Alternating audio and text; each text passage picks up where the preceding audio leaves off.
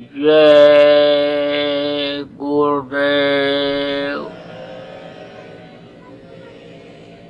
जय गुरुदेव। जय गुरुदेव नाम किसका, जय गुरुदेव नाम किसका, प्रभु का पावन नाम, प्रभु का पावन नाम। जय गुरुदेव।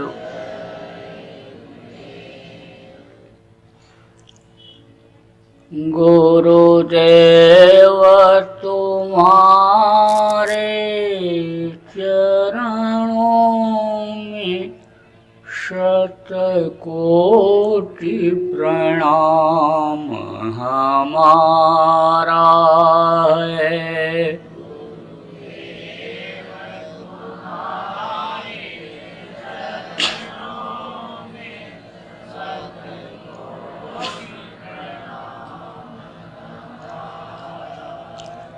मेरी नैया पार लगा देना, कितनों को पार उतारा है।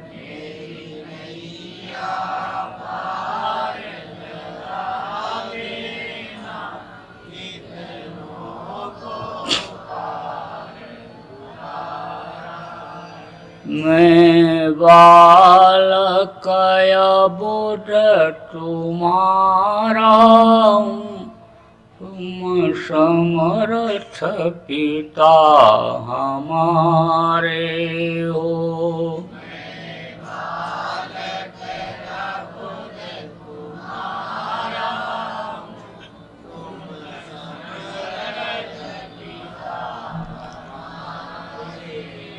मुझे अपनी गोद बिठा लेना, दाता लो भुजा पसारा है।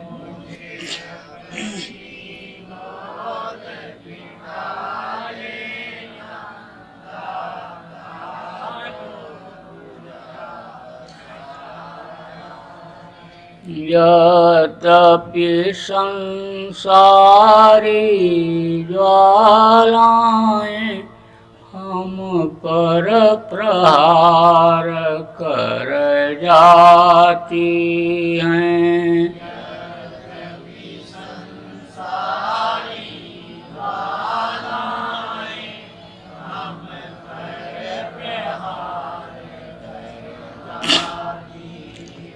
पर शीतल करती रहती है तेरी शीतल अमृत धारा है।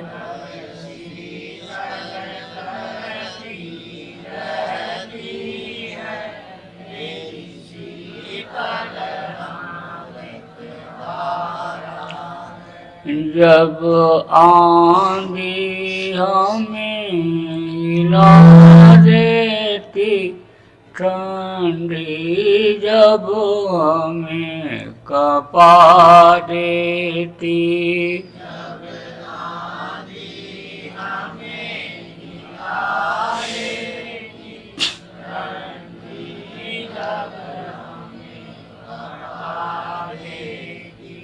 मुस्कान तुम्हारे अधरों की दे जाती बड़ा सहारा है।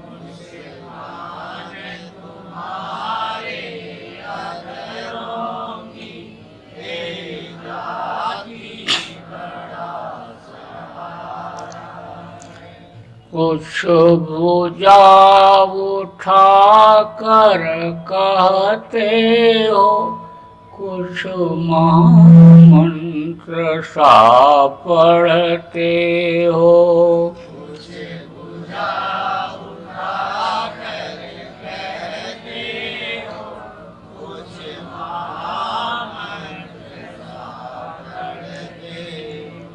गद गद हो जाता हूँ स्वामी, मिल जाता बड़ा सहारा है।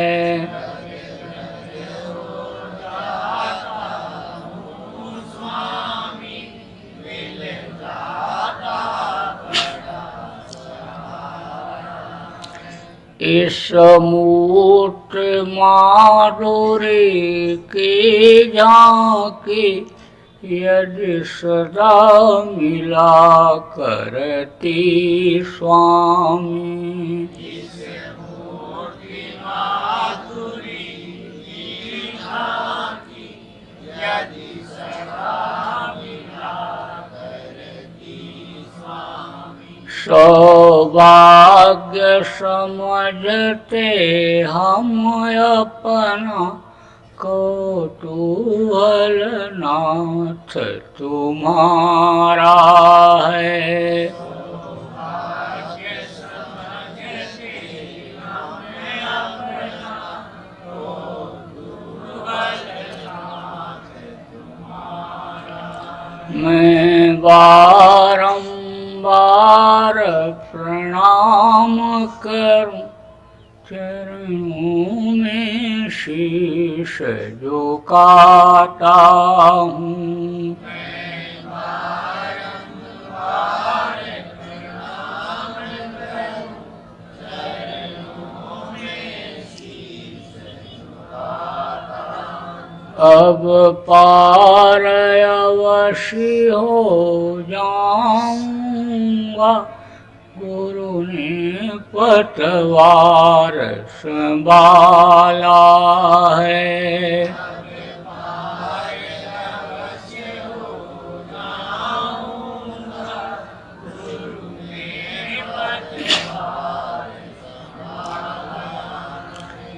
गुरुदेव तुम्हारे चरणों में शतकोटि प्रणाम हमारा है।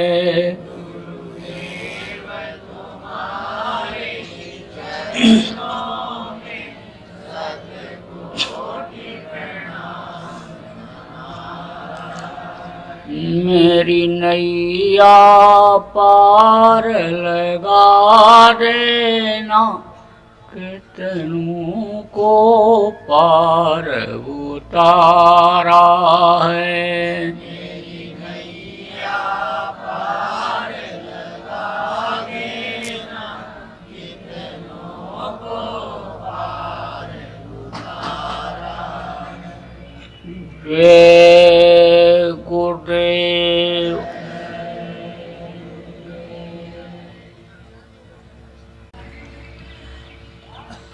सर्वसमर्थ सर्वत्र स्मरणीय परम पूज्य गुरु जी महाराज, उपस्थित सभी सत्संगी धर्म प्रेमी बच्चे एवं बच्चियों, गुरु महाराज की अपार दया मेहरबानी हुई। आज 11 जनवरी 2018 को सांगली जिला के आप प्रेमियों का सत्संग के माध्यम से दर्शन का अवसर मिला। इस कलयुग में जब उस मालिक की विशेष दया कृपा मेहरबानी जीवों पर होती है तब उनको सत्संग मिलता है। लेकिन पहले के समय में बराबर लोग सत्संग सुनने की आदत डाल रखे थे। जगह जगह पर सत्संग का कार्यक्रम लोग आयोजित करते, सुनते और सुनाते रहते थे। जब लोगों को सत्संग मिलता रहता था तो हर तरह की जानकारी होती थी और जानकारी के मुताबिक जब महात्माओं के बताए हुए, संतों के बताए हुए रास्ते पर लोग चलते थे तो आज की तरह से परेशानियां नहीं थी। घर घर में लड़ाई झगड़ा, वैमनस्यता, ईर्ष्या द्वेष, चोरी बेईमानी ठगी नहीं थी। इतने रोग नहीं थे। आदमी घर छोड़ करके परेशानियों से भागता नहीं था। औरतें परेशानियों की वजह से जल करके मरती नहीं थी। भाई भाई में इतना प्रेम था कि देखो भाई भाई के लिए जंगल चले गए थे, राम के साथ लक्ष्मण।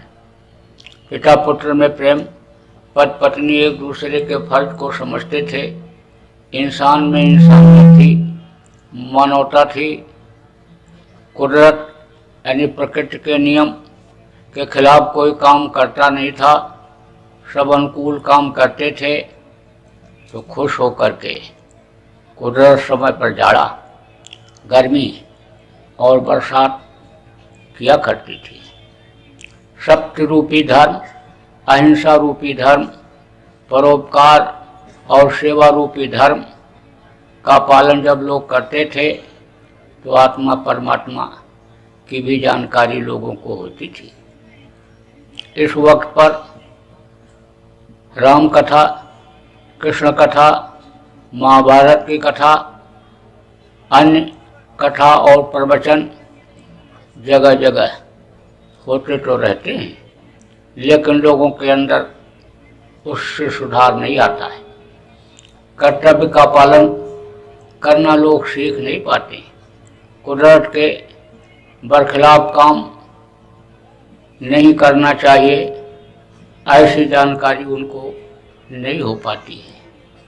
लेकिन जब सत्संग मिलता है तब इंसान अपने शरीर के लिए ही सब कुछ नहीं करता।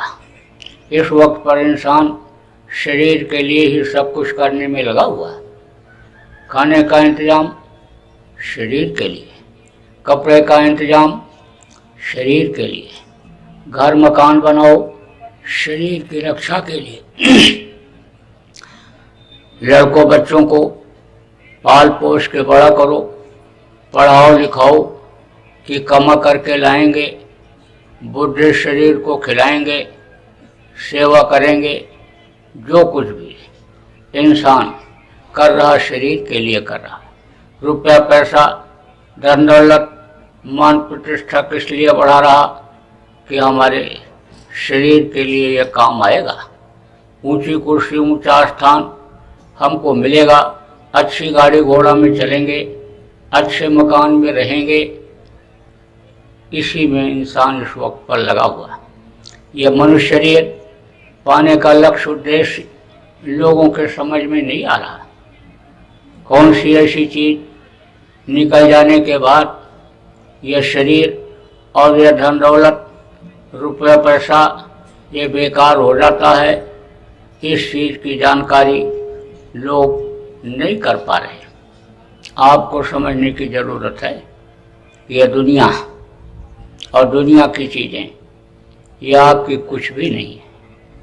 यह शरीर को आप अपना शरीर कहते हो, अच्छा खिलाते अच्छा पहनाते हो, अच्छे मकान में रखते हो, अच्छे गाड़ी घोड़ा पर एक जगह से दूसरी जगह ले जाते हो, ऊंची कुर्सी सम्मान इज्जत की जगह पर इसको बिठाते हो। ये शरीर भी आपका नहीं है। यह जिसका देश है, जिनको काल भगवान कहा गया, ईश्वर खुदा कहा गया, ये उनका शरीर है। कुछ समय के लिए उन्होंने आपको दिया है, खाने पीने और मौज मस्ती के लिए नहीं, विशेष काम के लिए। जैसे समय पूरा होगा, सांसों की पूंजी जो गिन करके खर्च करने के लिए मिली है, यह खत्म होगी, यह शरीर धड़ाम से गिर जाएगा। चाहे राजा का शरीर हो, चाहे महाराजा का शरीर हो, चाहे सेठ साहूकार का शरीर हो, चाहे पंडित मुल्ला पुजारी का शरीर हो, यह धड़ाम से गिरेगा और इसको लोग मिट्टी कहने लगेंगे। इतने आदमी आप बैठे हो, अभी किसी के शरीर के ऊपर हाथ रख करके कहो कि यह तुम्हारा मिट्टी है, तो कहेगा नालायक कहीं के, मिट्टी बता रहा है। ये हीरा जैसी काया, इसको ये मिट्टी बता रहा है। लेकिन प्राण निकलने के बाद जीवात्मा के निकलने के बाद हर कोई के शरीर को लोग मिट्टी ही कहते हैं। कहते जल्दी करो, ले जाओ जलाओ, नहीं तो मिट्टी खराब हो जाएगी। जैसे ही निकलने का समय आता है, महल कोठरी से बाहर निकाल देते हैं। आप देखो, गांव के अनपढ़ लोगों को भी पता चल जाता है कि अब इनका आखिरी समय आ गया। पैर के ऊपर हाथ रखते ही कहते, अरे भाई पैर ठंडा हो गया। हाथ के ऊपर जैसे हाथ रखे, बोले अरे हाथ भी ठंडा हो गया। पलकों को जैसे देखे कि इनका झपना बंद हो रहा है धीरे धीरे, फौरन कहते इनको बाहर निकालो। उत्तर सिर करके लेटाते हैं। क्यों लेटाते हैं? कि जल्दी से प्राण निकल जाए। अब तकलीफ को कोई जल्दी नहीं देख पाता है। जब किसी को बीमारी हो जाती है, छटपटाता है, रोता है और इलाज कराता है, जल्दी नहीं ठीक होता है, तो कहते हैं कि अब इनका प्राण ही निकल जाता तो अच्छा था, शरीर ही छूट जाता तो अच्छा था। ज़्यादा दिन से कोई बीमार हो जाता है, रिश्तेदार देखने के लिए जाते हैं। जब देख करके वापस लौटते हैं, लोग पूछते हैं मामा जी का क्या हाल है? तब देख कर जाने वाला कहता है कि हाल तो बेहाल है। इससे अच्छा तो उनका शरीर ही छूट जाता तो ठीक था। लेटे लेटे, बैठे बैठे, आने समझ लो समय पास कर रहे हैं।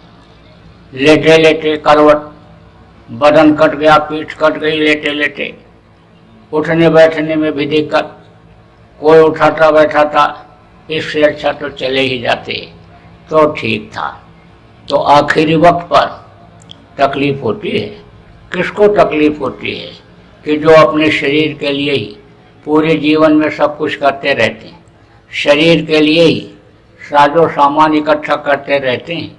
इस भूल और भ्रम के देश में अपनी ही सारी चीज़ों को समझते हैं। जैसे घर मकान लोग बनाते, कहता मेरा मकान बन रहा है, मेरी कोठी बन रही है।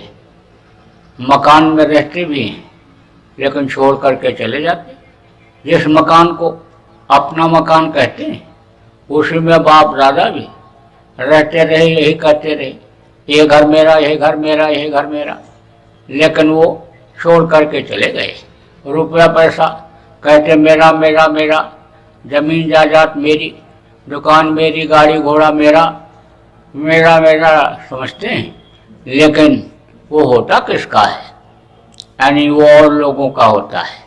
अगर बच्चे अच्छे हुए, नेक हुए, बच्चों का ध्यान रखा, उनको पढ़ाया लिखाया ठीक से, तौर तरीका तहजीब सिखाया, उनके अंदर धार्मिक भावना भरी, भजन सुमिरन कराया, तो बच्चे नेक निकलते हैं, वो उसमें रहते हैं मकान में।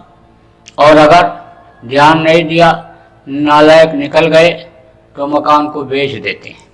जिसमें पूजा पाठ करते रहे, यज्ञ जप तप करते रहे, साधना करते रहे, खरीदने वाला उसमें मुर्गा भैंसा काटता है, उसी में व्यभिचार करता है, उसी में जुआ खेलता है, शराब पीता है।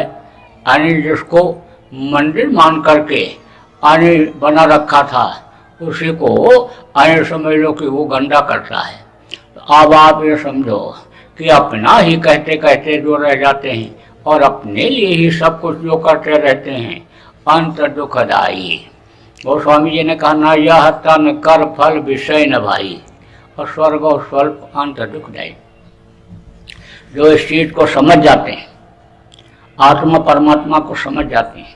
परमात्मा को तो आप सब लोग जानते ही हो। परमात्मा भगवान का नाम तो लगभग सभी लोग लेते हैं। आने समझ लो मुसीबत जब आती है तो नास्तिक को भी भगवान याद आ जाता है। तो भगवान का नाम तो सब लोग जानते हैं। आप कोई मिट्टी को भगवान मान लेते हैं, कोई पत्थर को मान लेते हैं, कोई गोबर को मान, जिसकी जहाँ तक की जानकारी होती है, यानी वो वहाँ तक का लोगों को जानकारी कराता है। जिसको जिस तरह के गुरु जिस तरह का रास्ता बताने वाले मिले वो उसी तरह से जानकारी करा देते हैं, तो लोग भगवान को मानते हैं। और आत्मा क्या है? आप बैठे हो, आपके शरीर में छुरा चुभो दिया जाए तो आप आपके शरीर से, जिस्म से खून निकलेगा, और जब खून निकलेगा तो रोओगे, चिल्लाओगे, हरकत करोगे, भगोगे।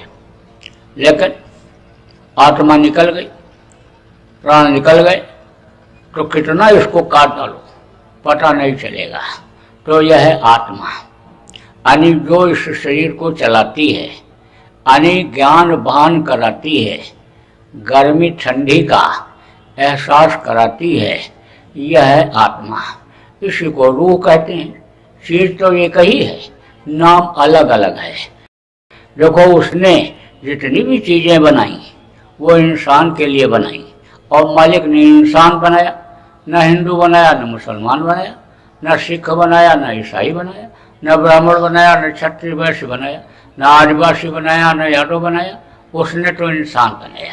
खून एक तरह का, हड्डी एक तरह की, मांस एक तरह का, लेकिन यानी नाम अलग अलग जगह के हिसाब से यानी उसका लोगों ने रखा। मालिक का भी नाम रखा, अलग अलग नाम से उन्होंने पुकारा, और यानी आदमी को भी अलग अलग नाम से पुकारा। तो ये जो रूह है, जीवात्मा है, वो सबकी एक ही जैसी है। तो अब आप ये समझो कि यानी ये रूह, ये जीवात्मा जो इस शरीर को चलाती है, यानी इसके लिए, यानी इसको निजात दिलाने के लिए, यानी इस शरीर के रहते रहते इसको अपने वतन मालिक के पास पहुंचाने के लिए, यह यानी मनुष्य शरीर यानी हमको, आपको, सबको उस मालिक ने दिया। तो अब आप ये समझो कि जो इस लक्ष्य को, इस उद्देश्य को समझ जाते हैं, और यहीं के लिए सब कुछ नहीं, शरीर के रहते रहते कुछ वहाँ के लिए भी करते हैं, उनको आखिर में तकलीफ नहीं होती है। जो संत होते हैं, किसी ने फकीर कहा, पूरा फकीर कहा, किसी ने संत सदगुरु कहा, वो अपने रूह, अपनी जीवात्मा को, अपने प्राणों को जब चाहते हैं तब निकाल ले जाते हैं। सांसों की पूंजी को अपने बचा करके रखते हैं, और सांस जब बचा रहता है तो जीवन बहुत दिन तक चलता है। जैसे सांस पर ही आप चलते हो, सांस बंद हो जाए तो अभी ये शरीर छूट जाएगा। अब सांसों की पूंजी ये जो मिली है, गिन करके खर्च करने के लिए मिली है। इसको जो जैसा खर्चा करता है उसी हिसाब से उसकी उम्र होती है। कोई देखो 90 साल, कोई 80 साल, कोई 40-45 साल, कोई 18-20 साल में ही दुनिया से चला जा रहा है। तो जिसने ज़्यादा खर्चा किया उसकी उम्र खत्म हो गई। और जो बचा के रखता है, जो बचाने का तरीका सीख जाता है, यानी जीवात्मा को, रूह को इस जिस्म से निकाल करके 14 तबक का सैर कराने लगता है, ऊपरी लोकों में, स्वर्ग वैकुंठ में घुमाने लग जाता है, तो उस समय पर सांस बचे रहते हैं। और अगर इसको भोग में बिताते हैं तो सबसे ज़्यादा खर्चा होता है। उससे कम सोने में, उससे कम अन्य समझ लो कि चलने में, और सबसे कम बैठने में। बैठे 12, चले 18, सोवे से 36, और रट क्रिया से दूनी हो गई, कह गए कब जगदीश। तो संत चाहते हैं तो बचाए रहते हैं और ज़्यादा दिन तक इस दुनिया संसार में रहते हैं, लेकिन शरीर सबका पुराना होता है। जितने में संत, महात्मा, फकीर और तारीख शक्तियाँ इस दुनिया संसार में मनुष्य शरीर में आए, सबको इसीलिए छोड़ करके जाना पड़ा। ताकत को तो यही किसी दूसरे को दे करके जाते हैं, लेकिन शरीर छोड़ देते हैं।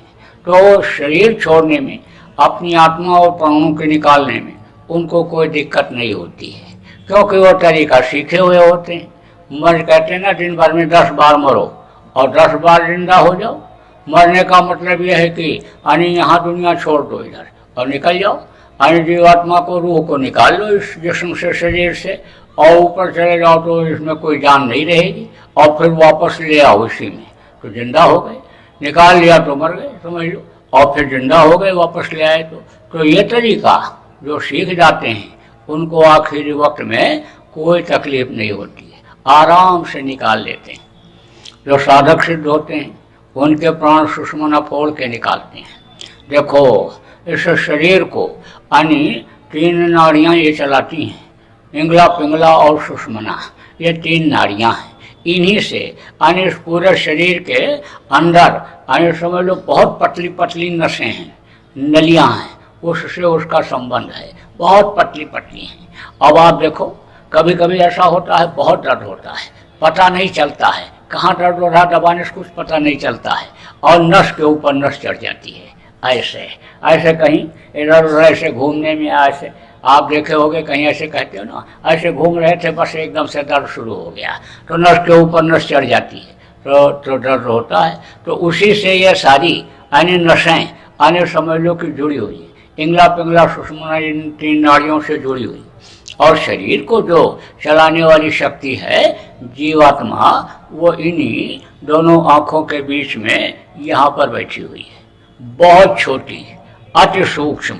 उसको इन बाहरी आँखों से आप देख नहीं सकते हो, यानी समझ लो कि यानी वो नुक्ताए सफ़ेद यानी को आप देख नहीं सकते हो। ये नुक्ता जो आप लिखते पढ़ते हो रख देते हो, हाथ से बना देते हो, इसको तो देख सकते बना सकते हो, लेकिन उसको आप नहीं देख सकते। बहुत ही छोटी है वो जीवात्मा, यानी किसी भी दुनिया की मशीन से उसको देखा नहीं जा सकता। जब 5 महीना 10 दिन का बच्चा माँ के पेट में हो जाता है तब वो मालिक उसमें डाल देता है। तो वो यहाँ पर बैठी हुई है और चलाती कैसे है शरीर को, इसमें चक्र हैं, यहाँ कंठ चक्र, हृदय चक्र और यहाँ पर नाभि चक्र और इंद्रिय चक्र और गुदा चक्र है। तो इसका जो प्रकाश है और रोशनी है यहाँ हृदय चक्र पर पड़ता है और यहाँ से वापस होता है तो यहाँ नाभि पर और इंद्रिय पर और गुदा पर पड़ता है। तो ये शरीर चलता रहता है। इन्हीं स्थानों पर देवताओं का स्थान बताया गया। गुदा चक्र पर गणेश जी का स्थान, गणेश जी और आपके रिद्धि सिद्धि। रिद्धि सिद्धि कौन है? रिद्धि एक सिद्धि है। कहते हैं जब उसकी सिद्धि हो जाती है तो जहाँ पर अन्य सिद्धि जो किया रहता है वहाँ बड़ा भंडार रहता है, भंडार कभी खाली नहीं होता है। तो रिद्धि एक सिद्धि है। तो रिद्धि सिद्धि और गणेश का स्थान गुदा चक्र पर। इंद्रिय पर अन्य समझ लो कि ब्रह्मा और सावित्री गायत्री का स्थान बताया और यहाँ पर आपके नाभि चक्र पर विष्णु और लक्ष्मी का और हृदय चक्र पर शिव और पार्वती का और इसके ऊपर भी चक्र है, यह कंठ चक्र है। यहाँ पर आद्या महाशक्ति, इन तीनों की माँ ब्रह्मा विष्णु महेश की माँ का स्थान और यहाँ पर 4 दल कमल। आने समझ लो यानी 4 दल कमल के नीचे आने समझ लो कि तीसरा तिल कहा किसी ने पिंडी 10वां द्वार कहा, किसान ने सफेद का स्थान बताया। तो वो समझ लो कि वहाँ पर जीवात्मा बैठी हुई है। तो इसी यानी जीवात्मा से ये शरीर चलता रहता है। 5 स्थान इसके नीचे है और 5 स्थान ऊपर है। सहस्रदल कमल, त्रिकुटी, 10वां द्वार, भौर गुफा और सतलोक, बीचों बीच में ये बैठी है। तो अब आप ये समझो कि जो साधक सिद्ध होते हैं उनके प्राण अन्य समझ लो सुषुम्ना फोड़कर निकल जाते हैं और जो अन्य समझ लो धार्मिक होते हैं, धर्मनिष्ठ होते हैं, सत्य बोलते हैं, सच्चाई का पालन करते कराते हैं, जीवों पर दया करते हैं, हिंसा हत्या नहीं करते हैं, रहम करते हैं, आने समझ लो रहमान के जो बंदे होते हैं और जो आने समझ लो कि इमदाद मदद करते हैं, सेवा करते खिदमत करते हैं, आने उनके जो प्राण हैं वो समझ लो मुंह से, आँख से, कान से निकलते हैं। और जो पापी कुकर्मी जीव होते हैं वो आने समझ लो बहुत तकलीफ पाते हैं, उनके प्राण निकलते नहीं, निकाले जाते हैं। इनको मलकुन्मोट कहा गया, यमराज का दूत कहा गया। वो आते हैं निकालने के लिए, मार मार करके, काट काट करके, यानी झुलसा झुलसा करके, मुगड़ी हथौड़ी चढ़ा करके आने समझ लो निकालते हैं। किस रास्ते से? संडास जिसको कहते हो, संडास का रास्ता, टट्टी का रास्ता, पेशाब का रास्ता, उधर से निकालते हैं तो बड़ी तकलीफ होती है। जन्मत मरत दुसह दुख होई, अपार कष्ट होता है आखिरी वक्त पर। तो ये आने समझ लो शरीर तो यहीं छूट जाता है। और पिशाच का शरीर मनुष्य शरीर जैसा ही होता है, उसमें बंद करके और ले जाते हैं कहाँ, यमराज के सामने पेश करते हैं।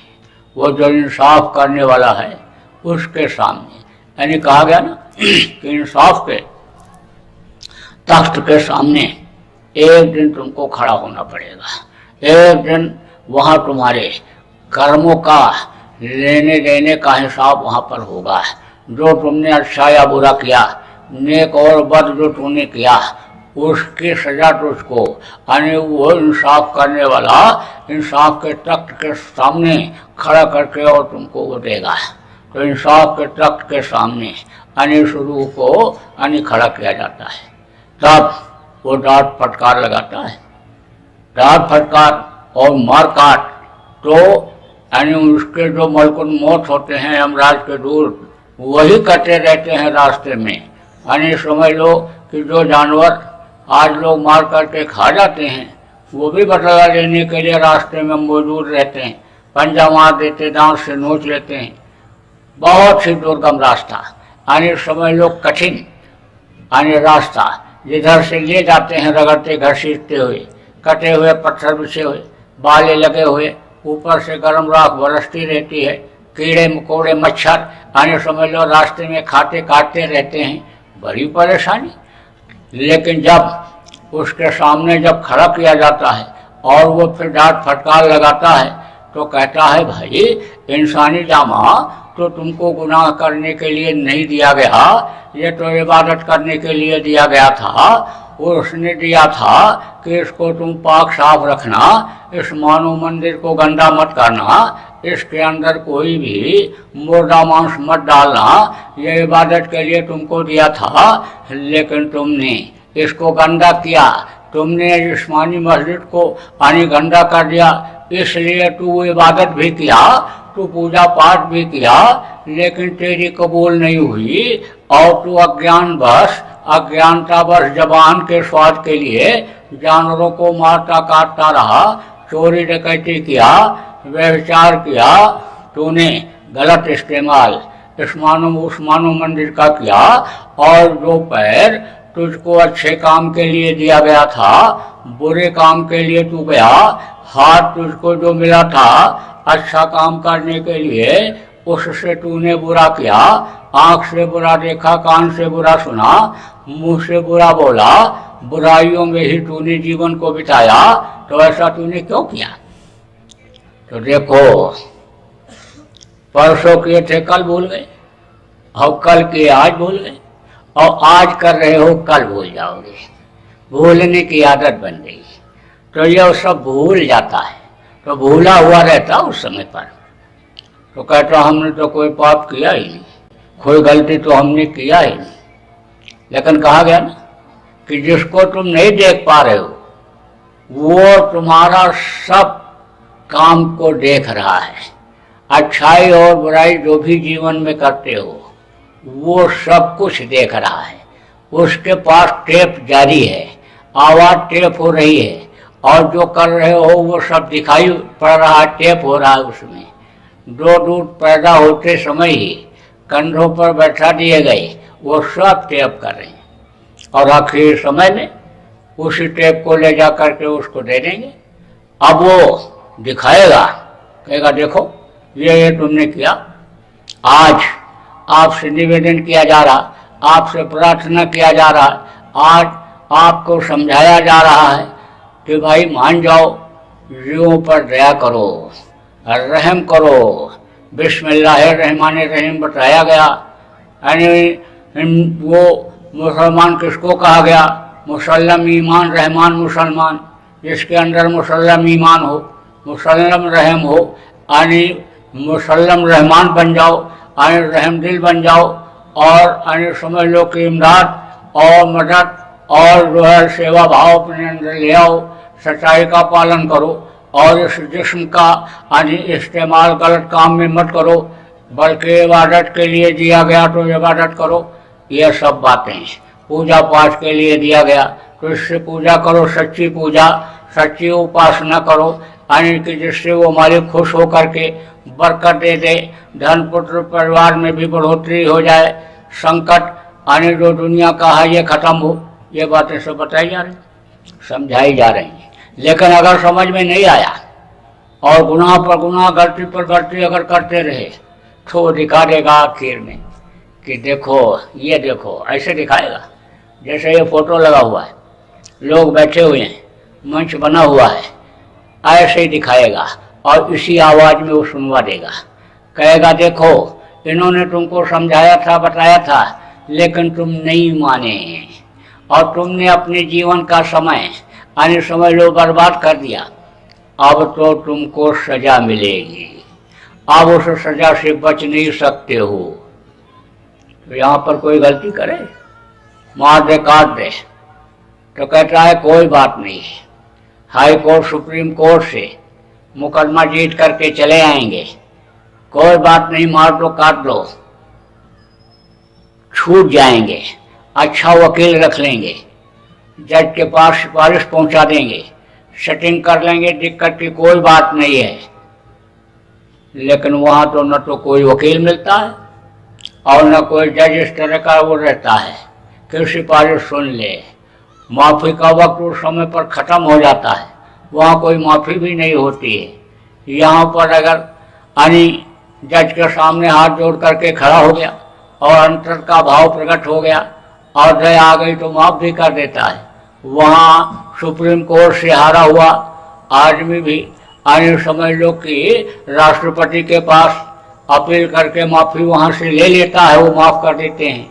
लेकिन वो इंसाफ करने वाला, वो यमराज फिर माफ़ किसी को भी नहीं करता है और कहता ले जाओ, इनको दोज़ख में डाल दो, नरकों में डाल दो, इनको काटो, सड़ाओ, गलाओ, तपाओ, बड़ी तकलीफ नरकों में, आंखें फोड़ देते हैं और फिर मारते हैं और भगता है, गिरता, हाथ पैर टूटता है। आप समझ लो कि वो शरीर ये ऐसा नहीं रहता है, लेकिन आदमी जैसा ही शरीर रहता है, जिसको पिशाच का शरीर कहा गया। तो उसी में हाथ पैर टूटता है, ऐसे हाथ पकड़ करके और फेंक देते हैं, इसे हाथ उखड़ जाता है, हाथ तो उनके हाथ में रह जाता है और उखड़ करके शरीर उधर चला जाता है। उसके बाद फिर जोड़ देते हैं और फिर हाथ पकड़ करके फिर यानी फेंकते हैं, पैर पकड़ के ऐसे फेंक देते हैं, पैर के ऊपर पैर रख करके और ऐसे ऊपर को खींच देते हैं, हम ये सब फंस जाता है और उसके बाद फिर जोड़ करके फिर ऐसे करते हैं, फिर काटते हैं। अब काटने के बाद उंगली आपकी अलग होगी, इसको काटोगे तो दर्द नहीं होगा, और काटने के बाद फिर जोड़ दिया जाए और फिर काटा जाए तो उतने दर्द फिर होगा। तो काटते हैं फिर जोड़ते हैं, फिर काटते हैं फिर जोड़ते हैं, सजा भोगने के लिए ही नरकों में भेजा जाता है और बहुत दिन तक नरकों में रहना पड़ता है। कई प्रकार के नरक हैं, अलग अलग नरकों में सजा के अनुसार रहना पड़ता है। जैसे किसी के ऊपर कई तरह के केस जब लग जाते हैं तो एक केस में सजा हुई और दूसरे में भी सजा हो गई और तीसरे में भी सजा हो गई, ऐसे वो सजा बढ़ती जाती है और पूरी जिंदगी यानी जेल में ही बीतता है। ऐसे ही अलग अलग कर्मों की अलग अलग सजा है, यानी समझ लो। और उन नरकों में कर्मों के अनुसार डाला जाता है, जलाया जाता, तपाया जाता है, भूना जाता है, यानी संडास का नरक अलग, पेशाब का अलग, मवाद का अलग, कांटों का अलग, मुर्दों का अलग, उसी में पड़े रहो, सजा भोगते रहो। वहाँ से जब छुटकारा होता है तब यानी समझ लो कीड़ा मकोड़ा के शरीर में, सांप गोजर बिच्छू के शरीर में यही जीवात्मा यानी डाल दी जाती है, मुर्गा भैंसा के शरीर में यही जीवात्मा डाल दी जाती है। इसको कहते हैं 84। देखो बरसात में पतंगे पैदा हो जाते हैं और तुरंत पैदा हुए 1 घंटे के बाद देखो खत्म हो जाते हैं, यह है 84। इसी 84 में 86,000 समझ लो कि योनियाँ हैं, उनमें जाना और मरना पैदा होना और मरना, ये सब के बाद आने समझ लो कि गाय और बैल की योनि के बाद फिर ये मनुष्य शरीर मिलता है। कितना दिन तकलीफ झेलने के बाद? 9 महीने माँ के पेट में उल्टे लटकने के बाद तब यह मनुष्य शरीर मिलता है। 9 महीने से कम समय में कोई बच्चा माँ के पेट में बंद करके बाहर निकल सकता है? नहीं निकलता है। कम समय में पैदा होने वाला बच्चा जिंदा नहीं रहता है, क्योंकि पूरा सिस्टम बन नहीं पाता है। इसलिए किसी को सांस में तकलीफ और किसी को जो है आने समय लोग की बुखारी हो गया, किसी कुछ हो गया, बाहर जब आया तो शरीर आने ये गर्मी ठंडी बर्दाश्त नहीं कर पाया और ये हवा को बर्दाश्त नहीं कर पाया तो प्राण निकल जाते हैं। इसलिए पूरा समय लगता है 9 महीने माँ के पेट में बनने में, और उसके बाद में तब यह मनुष्य शरीर मिलता है। तो कहा ना, कोट जन्म जब भटका खाया और तब यह नर तन दुर्लभ पाया। तो यह मनुष्य शरीर जो आपको मिला है यह दोबारा फिर जल्दी मिलने वाला नहीं है। और मनुष्य शरीर अगर आपको मिल भी गया और कोई रास्ता बताने वाला नहीं मिला, रूह को निजात दिलाने वाला, जीवात्मा के कल्याण करने वाला कोई मुर्शिद कामिल, सच्चा गुरु, समर्थ गुरु, सदगुरु मिला नहीं, तो भटक भटक सब भटका खाया और सदगुरु बिन कोई राह न पाया। फिर घूम घूम करके इसी में आना पड़ेगा। इसलिए आपको ये देव दुर्लभ जो शरीर मिला है इसका उपयोग आपको करना चाहिए। यहाँ के लिए जो कुछ भी आप कर रहे हो वो तो कर ही रहे हो, लेकिन शरीर के रहते रहते कुछ वहाँ के लिए भी कर लो, क्योंकि शरीर छूटने के बाद न तो भगवान का दर्शन आज तक किसी को हुआ है और न होगा। होगा तो इसी मनुष्य शरीर में होगा। देवी देवताओं का शरीर अलग होता है, 17 तत्वों के लिंग शरीर में वो रहते हैं। फूल परियां जिनको कहते हो उनका जिस्म अलग होता है, उनके अंदर ऐसा कोई रास्ता नहीं है कि जिससे वो यानी मालिक के पास तक पहुंच सकें। जो सबका मालिक, कुल मालिक, सत्पुरुष जिसको कहा गया, सबका सृजनहार, जिसके अधीन ये देवी और देवता, स्वर्ग और वैकुंठ, बहिर्जन्नति है यानी जितनी भी चीजें यहाँ इस दुनिया संसार की, जिसके अधीन यानी वो सबका मालिक है। उसके पास जाने का रास्ता उनके शरीर के अंदर नहीं है। इसीलिए तो देवता तरसते हैं और मांगते रहते हैं उस मालिक से कि नर समान नहीं कौनो देही, जीव चराचर जाते ही, या प्रभु या मालिक मुझको आप थोड़े समय के लिए मनुष्य शरीर दे दो कि जिससे हम अपना काम बना लें। अब आप जिस काम को अपना काम कहते हो ये काम आपका नहीं है।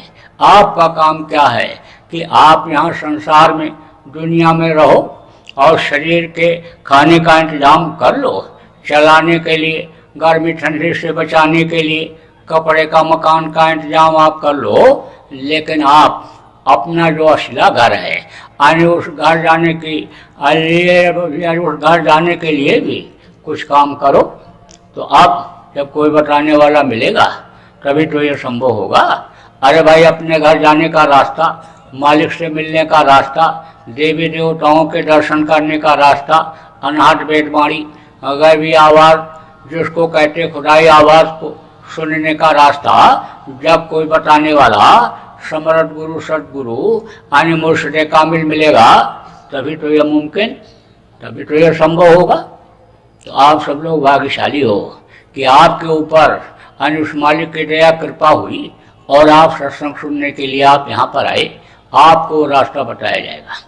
देखो, ये हमारे गुरु महाराज, ये फोटो जिनका है वो, ये नहीं, फोटो नहीं, फोटो और मूर्ति तो यह तो एक यादगार के लिए लोग बनाते हैं। जब कैमरा नहीं था तो मूर्तियां बना देते थे कि इनको लोग भूल न जाएं। जब मौजूद रहते हैं तब तो जल्दी लोग नहीं समझ पाते हैं। देखो, अयोध्या में एक से एक पढ़े लिखे लोग थे, जोशी विद्वान, लेकिन राम का साथ किसी ने दिया, उनको नहीं पहचान पाए। कृष्ण को भी जल्दी लोगों ने नहीं पहचाना। हुजूर मोहम्मद साहब को भी देखो दर बदर ठोकरें खानी पड़ी, उनको नहीं पहचाना, उनकी नहीं माना। लेकिन जब चले जाते हैं तब वही हाय हुसैन हम न हुए। जब चले जाते हैं तो कहते हैं नारायण यानी का लीला करो, इनकी मूर्ति बनाओ, कृष्ण की मूर्ति बनाओ, और ये महापुरुष हैं और इनकी मूर्ति बनाओ। जगह जगह स्थान बन जाते हैं उनके, तो लोग बनाते हैं। जब आने समय लोग कैमरा चल गया तो फोटो लोग खींच करके और लगाने लग गए कि इनको देखेंगे तो वो याद आएंगे और ध्यान लगाएंगे तो ध्यान लगाने में आसानी होगी। अब फोटो जगह जगह लोग लगाने लग गए। तो अगर यह आपकी किसी की सोच बन गई है कि मूर्ति के सामने यानी हम फूल पत्ती चढ़ा देंगे और आने समझ लो कि हम फोटो के सामने प्रसाद चढ़ा देंगे और दीपक जला देंगे, अगरबत्ती जला देंगे और हमारा मुक्ति मोक्ष हो जाएगा, हमको निजात मिल जाएगा, तो ये मुमकिन नहीं है, संभव नहीं है। जब तक आने समझ लो कि अंतर में आने उनका दर्शन नहीं होगा, अंतर में उनके रूप को नहीं देखोगे और अंतर में इस रूह के ऊपर दया मेहरबानी नहीं करेंगे, जब तक उनकी मेहर आलोट नहीं होगी तब तक आने समझ लो कि ये जन्मने और मरने की पीड़ा से आने रूह छुटकारा नहीं पा सकती है। तो गुरु महाराज का हमारी ये फोटो है। गुरु महाराज ने बहुत से लोगों को रास्ता बताया। कोई भेदभाव संतों के यहाँ नहीं होता है। क्यों? क्योंकि आप तो ये देखते हो कि ये महाराष्ट्र के हैं, ये यूपी के हैं, पंजाब के हैं, ये कर्नाटक के हैं, ये आंध्रा के हैं, इनका कपड़ा इस तरह का है, इनका रंग रूप ऐसा है, गोरा काला और गेहुआ रंग है, आप तो देखते हो ऐसा खाते हैं और इनका नाम इस तरह का है, उससे आप पहचान करते हो। लेकिन संत किसको देखते हैं? पूरे फकीर किसको देखते हैं? और रूह को देखते हैं, जीवात्माओं को देखते हैं। तो ये रूहें जितनी भी हैं तो सब उसी मालिक की हैं। तो जिनको इस चीज़ की जानकारी हो जाती है कि रूह एक है और मालिक एक है और जिस्म की बनावट और इस जिस्म के यानी चलाने के लिए खाने पीने वाली जितनी भी चीज़ें आनी बनाई, इसके पालन पोषण के लिए यह धरती आसमान और जमीन या अनाज जितना भी बनाया, दूध घी मेवा मिष्ठान जितना भी बनाया उस मालिक ने बनाया, सब उसी की हैं। तो उनको सबसे प्रेम होता है, सबसे रूहों से ही वो प्रेम करते हैं। तो उनके यहाँ कोई भी आवे जाए। गुरु महाराज के पास भी हर तरह के लोग आए, हर जात मजहब के लोग आए, हर तरह के हर पार्टी के नेता आए, यानी हर तरह के अधिकारी कर्मचारी और जज बैरिस्टर आए और हमारे पास भी आते हैं। हम तो सबसे प्रेम करते हैं और सबको सम दृष्टि से, एक समझ लो कि एक दृष्टि से, एक नजर से देखते हैं। तो गुरु महाराज के पास कोई भेदभाव नहीं था, हर तरह के लोग आए और गुरु महाराज ने रास्ता लोगों को बताया। कौन सा रास्ता बताया? दिव्य दृष्टि खोलने का, जो कृष्ण ने आने समझ लो कि अर्जुन को बताया था। महाभारत जब शुरू होने को हुआ तो कृष्ण ने कहा कि उठाओ गांडीव, धनुष उठाओ, चलो मैदान में। तो उन्होंने कहा यहाँ सब काका चाचा नाना मामा सब खड़े हुए, इनको मार करके मैं नर्क नहीं जाना चाहता हूँ। तो कृष्ण ने कहा इतना दिन हो गया तुमको मेरे साथ रहते हुए और अभी तुम हमको नहीं पहचान पाए, बैठो तुमको पहचान कराता हूँ। बैठाया और कहा बंद करो आँख और अंदर में देखो, दोनों आँखों को एक जगह पर टिकाओ। दोनों आँखों से एक जगह पर जब उन्होंने देखा, जिसको कंसंट्रेशन इंग्लिश में कहते हैं, कंसंट्रेट जब किया तब उन्होंने कहा अच्छा अब यहाँ ठोकता हूँ। और जैसे ठोका बस वो पर्दा हट गया। कौन सा पर्दा है? जैसे इन बाहरी आँखों के ऊपर यानी पर्दा लग जाता है तो दिखाई पड़ना बंद हो जाता है। तो कहते हो भाई चलो डॉक्टर के पास। तो डॉक्टर के पास जाते हो तो वो कहता है कि ऑपरेशन करना पड़ेगा, मोतियाबिंद हो गया, जाला पड़ गया, इसको हटा देंगे तो दिखाई पड़ने लगेगा, तो उसको वो हटा देता है। ऐसे ही इन्हीं दोनों आँखों के बीच में तीसरी आँख है, उस पर कर्मों का पर्दा लग जाता है।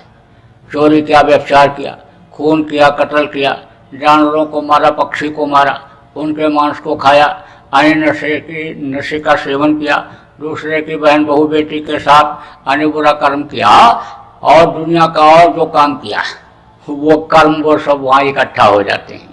अब उसकी वजह से उससे दिखाई नहीं पड़ता है। तो कर्म उनके भी इकट्ठा थे, कर्मों से किसी को अन्य छुटकारा नहीं मिलता है। अब यह है कि किसी के कर्म ज़्यादा इकट्ठा होते हैं और किसी के कम होते हैं, और वही उसी हिसाब से वो पर्दा रहता है। कहते हैं कि मोतियाबिंद अभी पका नहीं है, अभी तो बहुत आसानी से हो जाएगा, बस फौरन से हटा देते हैं। कहते हैं अभी आँख खराब नहीं हुई है, लेंस लगा देता हूँ दिखाई पड़ने लग जाएगा, और किसी किसी का कहते हैं ऑपरेशन तो करना ही करना पड़ेगा। ऐसे ही अन्य आँख के सामने जो कर्मों का पर्दा लगा हुआ था उसको उन्होंने हटा दिया अपनी पावर से, शक्ति से। महापुरुषों के पास, सदगुरु के पास पावर होती है, शक्ति होती है, उस पावर से उसको वो अन्य हटा दिए। तो हटा दिया जब खुली दिव्य दृष्टि अंदर की आँख, तो देखा ये तो सब मरे पड़े हुए हैं, हमको तो खाली निमित्त बनना है। निमित्त तो गांधी उठाया और एक तरफ से तीर छोड़ते चले गए, और योद्धा सब धराशायी हो गए। तो वो है दिव्य दृष्टि जो उन्होंने उनकी खोली थी। गुरु महाराज ने बहुत से लोगों की खोल दिया। जब तक उस दुनिया संसार में रहे, ऊपर का नज़ारा देखते रहे, और जब समय पूरा हुआ तो चले गए। हमारे साथ में देखो हजारों आदमी चल रहे, और कई हजार हैं, और ये सब गाड़ियाँ अपनी, और ये सब 41 दिन के लिए ये लोग निकले हैं। आने समझ लो 41 दिन तक साथ चलेंगे, 8 प्रांतों में जाएंगे। 8 प्रांत का दौरा अन्य समझ लो कि यहाँ पर, अन्य समझ लो कि यहाँ पर आए हुए हैं, 8 प्रांतों के दौरे के हिसाब से यहाँ पर आए हुए हैं। तो अब ये ऐसे कोई घर छोड़ करके थोड़ा जाएगा, और इनको तो कोई न कोई लाभ मिलता है तब ये जाते हैं, ऐसे नहीं। तो आप समझ लो इसमें भी साधक हैं। ये देखो ये जगह जो बनी हुई है, यहाँ बैठ कर लोग साधना करते हैं।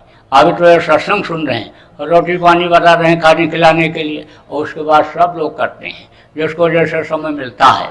अब आप ये समझो कि उस चीज़ को तो अभी आप नहीं समझोगे कि वो क्या चीज़ है, नहीं लोग नहीं समझोगे, वो जो सुनोगे तो नहीं समझ पाओगे।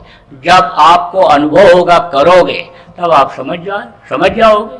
तो गुरु महाराज ने बहुत से लोगों को रास्ता बताया, रास्ते पर चलाया, और अन्य समझ लो कि मंजिल तक पहुंचा भी दिया। अब वो इस दुख के संसार में दोबारा आने वाले नहीं हैं, क्योंकि यह है दुखों का संसार। यहाँ कोई सुखी है? पैदा हुए कैसे रोना धोना शुरू हो गया, पैदा हुए तब रोए। अब पैदा होते समय रोते क्यों हैं ये भी बता दें। जब 5 महीना 10 दिन का माँ के पेट में बच्चा हो जाता है, रूह जीवात्मा डाली जाती है, तो उस समय मालिक का दर्शन होता है। लेकिन जब यानी बाहर निकलता है माँ के पेट से, तो माया का पर्दा पड़ जाता है, तो दर्शन होना बंद हो जाता है। तब रोता है, कहाँ पहुँच गए। तो पैदा हुए तब रोए, दूध नहीं मिला तब रोए, स्कूल जाने को हुआ तब रोए, पढ़ लिख लिए नौकरी नहीं मिली तब रोए, शादी नहीं हुई तो रो रहे, और शादी हो गई तो रोते हैं, बच्चा नहीं है तो रो रहे, और कई बच्चे हो जाते हैं तो रोते रहते हैं। अब आपको कि बच्चा आपका पैदा हो जाएगा नहीं है, चलो मजार पर चद्दर चढ़ा दो, चलो गया में पिंडदान कर आओ, बस देवी में चूड़ी चढ़ाओ, तो चला जाता है। कह दो कि काली माता के मूर्ति के सामने बकरा काट करके चढ़ा दो, तो जीव हत्या भी कर देता है स्वार्थ में कि मेरे लड़का पैदा हो जाए। अब वो जो अनबोलता देवता हैं, कुछ भी कहो कुछ भी न सुने, कुछ भी करो कुछ भी न देखें, कुछ भी करके जाओ उनके सामने, कोई भी सजा न दे पावे, कुछ समझा भी न पावे, उन्हीं के पास लोग भेजते हैं। अब दुर्गा जी काली जी अगर तलवार लहराने लग जाए कि तुम मेरे सामने बकरा काटने नहीं आओगे, मुर्गा भैंसा काटने नहीं आओगे, तो जल्दी कोई जाएगा। अब ये मूर्तियाँ बोलने लग जाए कि तुम शराब पी के व्यभिचार करके खून कत्ल करके गलत काम करके मेरे सामने नहीं आओगे, तो भी बहुत से लोग मंदिरों में जाना बंद कर देंगे। वो तो ऐसे ही खोजते हैं, और ऐसे ही गुरु खोजते हैं है कि जो बुराइयों को न छुड़ावें। आने कुछ भी करो कोई बात नहीं है, वो तो समझा देते तुम्हारे लिए बाईपास रास्ता निकाल दूंगा, तुम सब खाते पीते रहो, कोई बात नहीं है, तुमको शंकर जी का मंत्र हम दे देंगे। यानी शंकर जी को बदनाम कर दिया लोगों ने। यानी गंजेड़ियों ने गांजा की चिलम भर भर करके बम बम बोल करके और शंकर जी को बदनाम कर दिया। अरे शंकर जी भी गांजा पीते थे, शंकर जी की ये बूटी है, अरे ये गांजा वो पिएंगे। वो नशा यानी जो भजन का नशा होता है, यानी जो नाम का नशा होता है, वो नशा उनके अंदर रहता था, उसमें वो मस्त रहते थे। कहा जो अलग से हैं मस्ती में डूबे, होश कब है उन्हें जिंदगी का। कहते भांग बखूरी सुरा पान उतर जाए पर भात, और नाम खुमारी नानका चढ़ी रहे दिन रात। वो मस्ती ऊपरी लोगों की वही उनको मिलती थी, उसमें वो मस्त रहते थे। लेकिन जिन्होंने शंकर जी को देखा भी नहीं, वो कहते हैं कि गांजा पीते थे, भांग खाते थे, नशे का सेवन करते थे। तो ऐसे को ही लोग खोजते हैं। तो अब आप ये समझो कि मुर्गा भी काट देते, भैंसा भी काट देते, सब कुछ कर देते हैं, जीव हत्या कर देते हैं, अन्य रहम दया खत्म कर देते हैं, रहमान से दूर हो जाते हैं।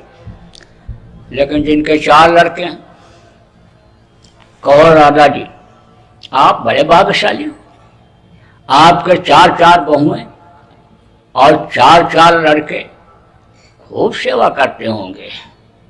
तब बुढ़ा क्या कहता है, ये मर जाते तो ठीक था, जीने नहीं दे रहे, जान के लाले पड़ रहे, अब मैं तो अधर में लटका हुआ हूं, न जी पा रहा हूं न मर पा रहा हूं।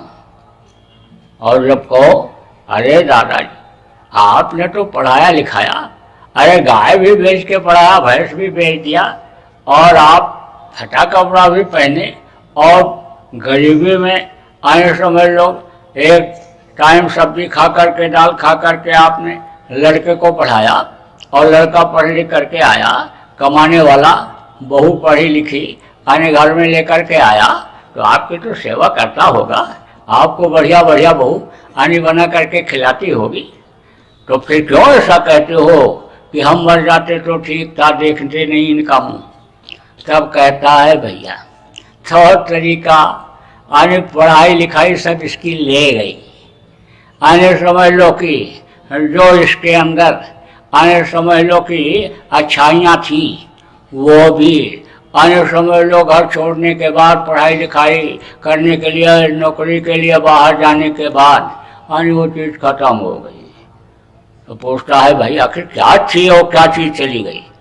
तब वो बतलाता है कि सुबह उठता था जल्दी और बिस्तर छोड़ते समय गीता के श्लोक, रामायण की चौपाई, कुरान की आयत आने पढ़ता था, और अब 9 बजे 10 बजे उठता है और फिल्मी गाना गाते हुए खड़े खड़े पेशाब करता है।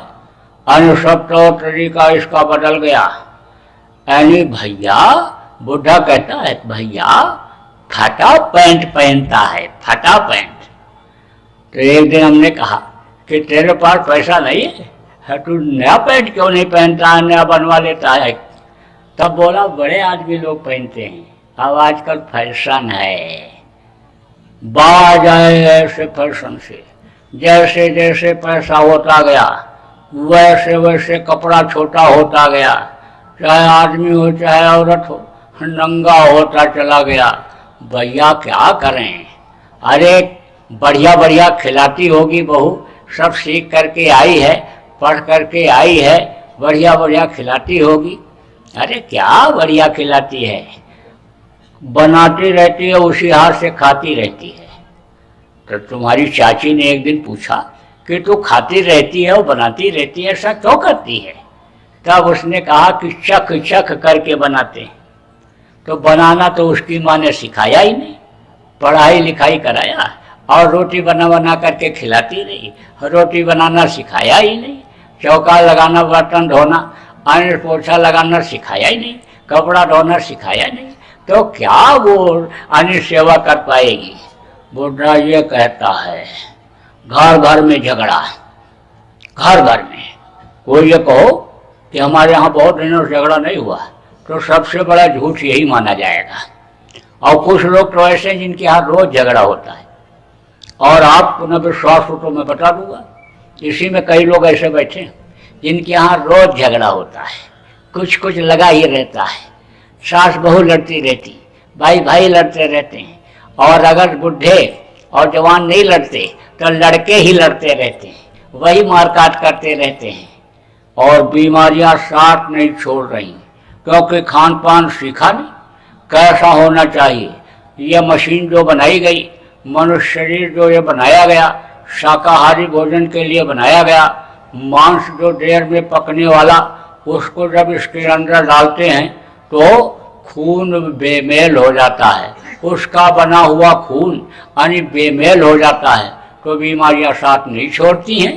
कितना भी दवा खाते जाते हैं, इलाज करते जाते हैं, लेकिन कुछ न कुछ लगा ही रहता है, एक ठीक होता है दूसरा लग जाता है। यानी आप समझ लो कि संयम नियम यानी खत्म हो गया। कहते हैं ना कि आदमी से तो जानवर संयम नियम का पालन करता है। कोई आदमी खा पी करके आया और उसके सामने लाके प्लेट में रसगुल्ला रख दो और कहो एक खा लीजिए, ले लीजिए, तो कहेगा नहीं, तो खा के आए, पेट भरा हुआ है, अरे ले लीजिए। मिठाई तो खाने के बाद खाई ही जाती है, बस एक खाएगा और बात करते रहो, उसके तरफ देखो नहीं, नज़र अलग रखो, देखोगे तो शर्मा जाएगा, नज़र अलग रखो तो दूसरा फिर खाएगा, तीसरा फिर खाएगा, थोड़ी देर में पूरी प्लेट साफ कर जाएगा। ये नहीं देखेगा कि अंदर जगह है कि नहीं है। लेकिन कुत्ता खाया है, पेट भरा हुआ है, उसके सामने बढ़िया से बढ़िया चीज़ डाल दो तो सूंघ करके उठा करके ले जाता है, दबा के रख देता है, जब भूख लगती है तब खाता है, भूख नहीं है तो नहीं खाता है। आप देखो 12 महीना में 1 महीना ऐसा आता है कि जब वो पगलाता है, और आदमी को देखो हमेशा पागलपन सवार है। तो संयम नियम अनिल लोगों का खत्म हो गया, तो शांति कहाँ से रही? ये दुखों का संसार बन गया। लेकिन जो इस दुख के संसार से निकल गए, उनको फिर वापस अब इधर नहीं आना है। देखो छोटा बन जाओ तो भी सब प्यार करने लगे। कोई कितना अकड़ के चलता हो और उसका पैर छू लो तो रुकोगे तो उठाएगा, पैर ऐसे पकड़े रहो थोड़ी देर तक तो कहेगा अरे छोड़ो छोड़ो छोड़ो छोड़ो, लेकिन नहीं छोड़ोगे तो छुप के उठाएगा। कहते ना, बुढ़ों को लोग घर से बाहर निकाल दे रहे, और बुढ़ों को बहुत जानकारी होती है, हर तरह की जानकारी होती है। गांव का एक आदमी बैठा हुआ था बुढ़ा, और अपना सत्संग बातचीत करने लगा। उस समय पर हाथ पैर ढीले पड़ जाते हैं। बहुत से लोग सोचते हैं कि अभी तो खाने पीने मौज मस्ती की उम्र है, बुढ़ापे में भजन कर लेंगे, लेकिन बुढ़ापे में कुछ नहीं हो पाता है। वादा तो अच्छे काम के लिए करना ही नहीं चाहिए, तो बुढ़ापे में हाथ पैर आँख कान सब ढीले पड़ जाते हैं, बोलना नहीं पसंद, चलना फिरना नहीं पसंद आता। तो वो पहुंचा, उसने छेड़ दिया। तो छेड़ने के बाद आने समझ लो कि जैसे मधुमक्खी को छेड़ दो तो मधुमक्खी एकदम से फैलती है, जो ही मिलता है उसी को काटने लगती है। ऐसे ही अगर छेड़ दो किसी को तो बहुत तेज वो बोलने लगता है और सब बात सब कहने लग जाता है, मन की बात।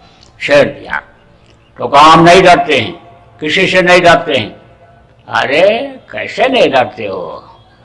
वो बाबू साहब, भैया साहब, वो बड़े आदमी, उनके पास बंदूक है, अरे तुमको शूट कर देंगे, गोली मार देंगे। वो देने का उनके पास 2 नली की है और हमारे पास 10 नली की है। 10 नली की काका, 10 नली की बंदूक कैसी होती है? न देखा न सुना, 10 नली की कैसी होती है बताओ तो? अरे है, होती है, हमेशा साथ रखता हूँ। काका खाली बनियान पहने बैठे हो और तो कहीं जेब भी नहीं, कहीं दिखाई नहीं पड़ रही, बंदूक कहाँ रखे हो? 24 घंटा साथ रखता हूँ। अरे बता दो काका, पैर दबाने लगा।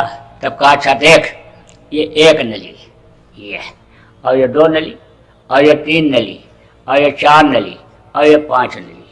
5 नली ये और 5 नली ये, 10 नली जब ऐसे दिखाता हूँ ऐसे, तो जिसको दिखाता हूँ वही सिर झुका देता है। तो कहा ना, लघुता से प्रभुता मिले और प्रभुता से प्रभु दूर, अचीटी चावल ले चली हाथी मस्तक दूर। आप नीचे बैठे हो जमीन में, तो आपके नीचे घास उगी होगी, कहीं कहीं उगती कहीं नहीं उगती है। तो वो जो नीचे जमीन में चलने वाली घास होती है उसको दूब घास कहते हैं। ये ऐसे की ऐसी रहती है, 12 महीने ऐसी रहती है। मई जून के महीने में भी ऐसी रहती है, और यानी आप समझ लो जुलाई अगस्त के महीने बरसात में भी ऐसी रहती है। लेकिन बड़ी घास जो होती हैं वो मई जून के महीने में जल जाती हैं। तो कहा ना, नानक नन्हे होए रहो जैसे घास में धूप, और घास जल जाएंगी और धूप खूब की खूब। कहा कम खाओ और गम खाओ, कम खाओगे तो रोग नहीं होगा, बढ़िया से पच जाएगा। इंजन के ऊपर लोड जब ज़्यादा पड़ता है तो देखो गाड़ी के, तो गाड़ी रुक जाती है। ऐसे इस पर लोड पड़ जाता है तो इसमें भी बीमारी पैदा कर देती है शरीर के अंदर। यह मशीन पेट जो है, आप कम खाओगे आराम से हजम हो जाए, तो डॉक्टर के पास नहीं जाना पड़ेगा। और गम खाओगे, बर्दाश्त कर लोगे, तो मर मुकदमाबाजी से छुटकारा रहेगा, थाना पुलिस से छुटकारा रहेगा, आराम से अपना जिंदगी बिताओगे। अब और तरीका आपको बताता हूँ। एक को गुस्सा आवे तो दूसरा चुप हो जाए, तो झगड़ा झंझट टल जाएगा। सास को गुस्सा आवे बहू चुप हो जाए, बहू को गुस्सा आवे सास चुप हो जाए, भाई को गुस्सा आवे भाई चुप हो जाए, पिता को गुस्सा आवे पुत्र चुप हो जाए, पुत्र को गुस्सा आवे पिता चुप हो जाए। दोनों में से एक अगर चुप हो जाए तो समझ लो कि झगड़ा टल जाएगा। लेकिन तो डाल तो मैं पात, तो 10 दिन भी नहीं बीतता है और तलाक का मुकदमा चालू हो जाता है। शादी का 10 दिन भी नहीं बीता और तलाक का मुकदमा चालू हो जाता है। क्या कारण है? यही कारण है कि छोटा बनना नहीं पसंद करते। दूसरा चीज क्या है कि इस समय पर शंका बहुत हो रही लोगों को। शंका नहीं करना चाहिए, शंका नाश करता है। जहाँ कहीं भी शंका होती है वहीं पर नाश होता है, नुकसान होता है। मान लो कोई औरत किसी आदमी से अपना भाई मान करके ही यानी समझ लो कि बात कर रही है, और पुरुष ने देख लिया, उसके आदमी ने देख लिया, पति ने देख लिया, तो बोलेगा तो कुछ नहीं, लेकिन हर बात में नुस्ख निकालेगा। नमक भर दिया दाल में, सब्जी में मिर्ची भर के पेट खराब कर डालेगी, ये कच्ची कच्ची रोटी खिला के मार डालेगी, ये सफाई नहीं किया, चद्दर नहीं धोया, ये नहीं किया, वो नहीं किया, 50 नुस्ख निकालेगी। शंका हो गई। अब औरत भी अगर कुछ बोल देगी तो पहले तो जबान की लड़ाई होगी, और उसके बाद हाथ पैर घूसा घूसा की लड़ाई होने लगेगी, और फिर कोर्ट कचहरी की लड़ाई चालू हो जाएगी। शंका ही तो हो गई, शंका का समाधान कर लेना चाहिए। अब मान लो अगर कोई पुरुष अपना बहन मान करके ही किसी औरत से बात कर रहा है और धीरे से औरत ने देख लिया, तो बोलेगी तो कुछ नहीं, लेकिन दिन भर में 4-6 बर्तन पटक करके गुस्से में पिचका डालेगी। नहीं कुछ होगा तो अपना ही सिर नोच डालेगी क्रोध में, गुस्से में। तो शंका ही तो हो गई। शंका का समाधान कर लेना चाहिए, शंका नहीं करना चाहिए। तो अब आप देखो, आपका ज़्यादा समय मैं लेना नहीं चाहता हूँ। अब आपको असली चीज़ दूंगा, अनमोल चीज़ दूंगा, जो रुपया पैसा धन दौलत से खरीदी जाने वाली चीज़ नहीं है, वो चीज़ आपको दूंगा। ऐसा नाम आपको बताऊंगा कि जो आपका लोक भी बनाएगा और परलोक भी बनाएगा। लोक बनाना किसको कहते हैं? कहते हैं अच्छा भोजन खाते हैं, अच्छा कपड़ा पहनते हैं, अच्छे गाड़ी घोड़ा में चलते हैं, अच्छे मकान में रहते हैं, पत्नी पते पड़ता है, पुत्र आज्ञाकारी है, इनका लोक बना हुआ है। तो लोक बनाना इसको कहते हैं। और परलोक बनाना किसको कहते हैं? जहाँ पर आप रहते हो ये मृत लोक है, इसका नाम मृत लोक ही है। यहाँ जो पैदा होता है मरता है, यहाँ जो पेड़ फलता है वो झड़ता है, जो आग जलती है वो बुझती है, यह है लोक आप जिसमें रहते हो कहते हो ये मेरा लोक है, मृत्यु लोक है, लेकिन इसके ऊपर भी जो लोक हैं, स्वर्ग वैकुंठ जन्नत बहस जिसको कहा गया, और ब्रह्मलोक पार ब्रह्मलोक, आने समझ लो जो उधर का भी सैर करा देता है, उधर जो सैर करने लग जाता तो वो परलोक आनेगामी होता है, परलोक आना जाना हो जाता है। ऐसा आपको बताऊंगा, वो नाम बताऊंगा जिसके लिए गोस्वामी जी महाराज ने कहा कलयुग केवल नाम आधारा, सुमिर सुमिर नर उतर पारा। अनि मीरा ने कहा पायो रे मैंने नाम रतन धन पायो, वस्तु अमूलक दी मेरे सदगुरु कृपा कर अपनायो। वो ध्वन्यात्मक नाम आपको बताऊंगा। देखो नाम दो तरह का होता है, एक वर्णात्मक नाम होता है, एक ध्वन्यात्मक नाम होता है। जब जब महापुरुष आते हैं तो एक नाम को जगाते हैं। त्रेता में राम नाम को राम ने जगाया, द्वापर में कृष्ण नाम को जगाया, और इसके अलावा भी यानी जो भी कुछ जिस तरह की ताकत वाले लोग आए कोई न कोई नाम से उसको पुकारे, और उस नाम को लोगों ने याद किया लिया, उससे लोगों को फायदा हुआ। तो त्रेता और द्वापर के पहले गुरु नाम था, गुरु नाम में पूरी शक्ति थी, गुरु नाम से उद्धार होता था। उसी गुरु नाम को हमारे गुरु महाराज ने जगा लिया। उसके पहले गुरु के पहले उन्होंने जय लगाया, जा माने जय मान या माने जो हमेशा रहता है। तो हमेशा कौन रहता है? गुरु इस धरती पर हमेशा रहते हैं। गुरु के बगैर एक कदम भी कोई आगे नहीं बढ़ सकता है।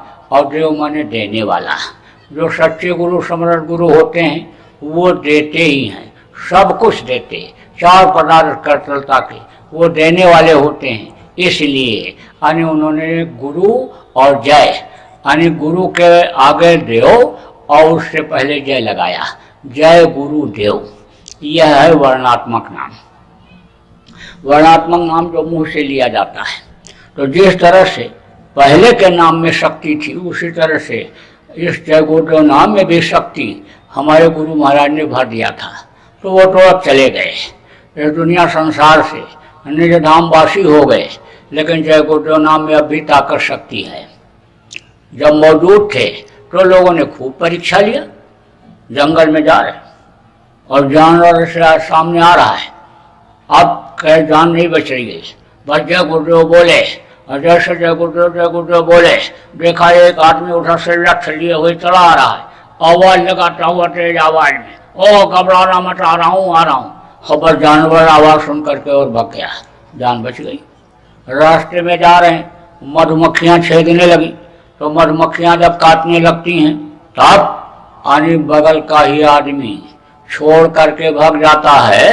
क्यों? क्योंकि वो छुड़ाने वाले को ही लग जाती हैं और उनके कांटे यानी अंदर बदन में चूहते जाते हैं और दूसरे कांटे फिर जमते जाते हैं।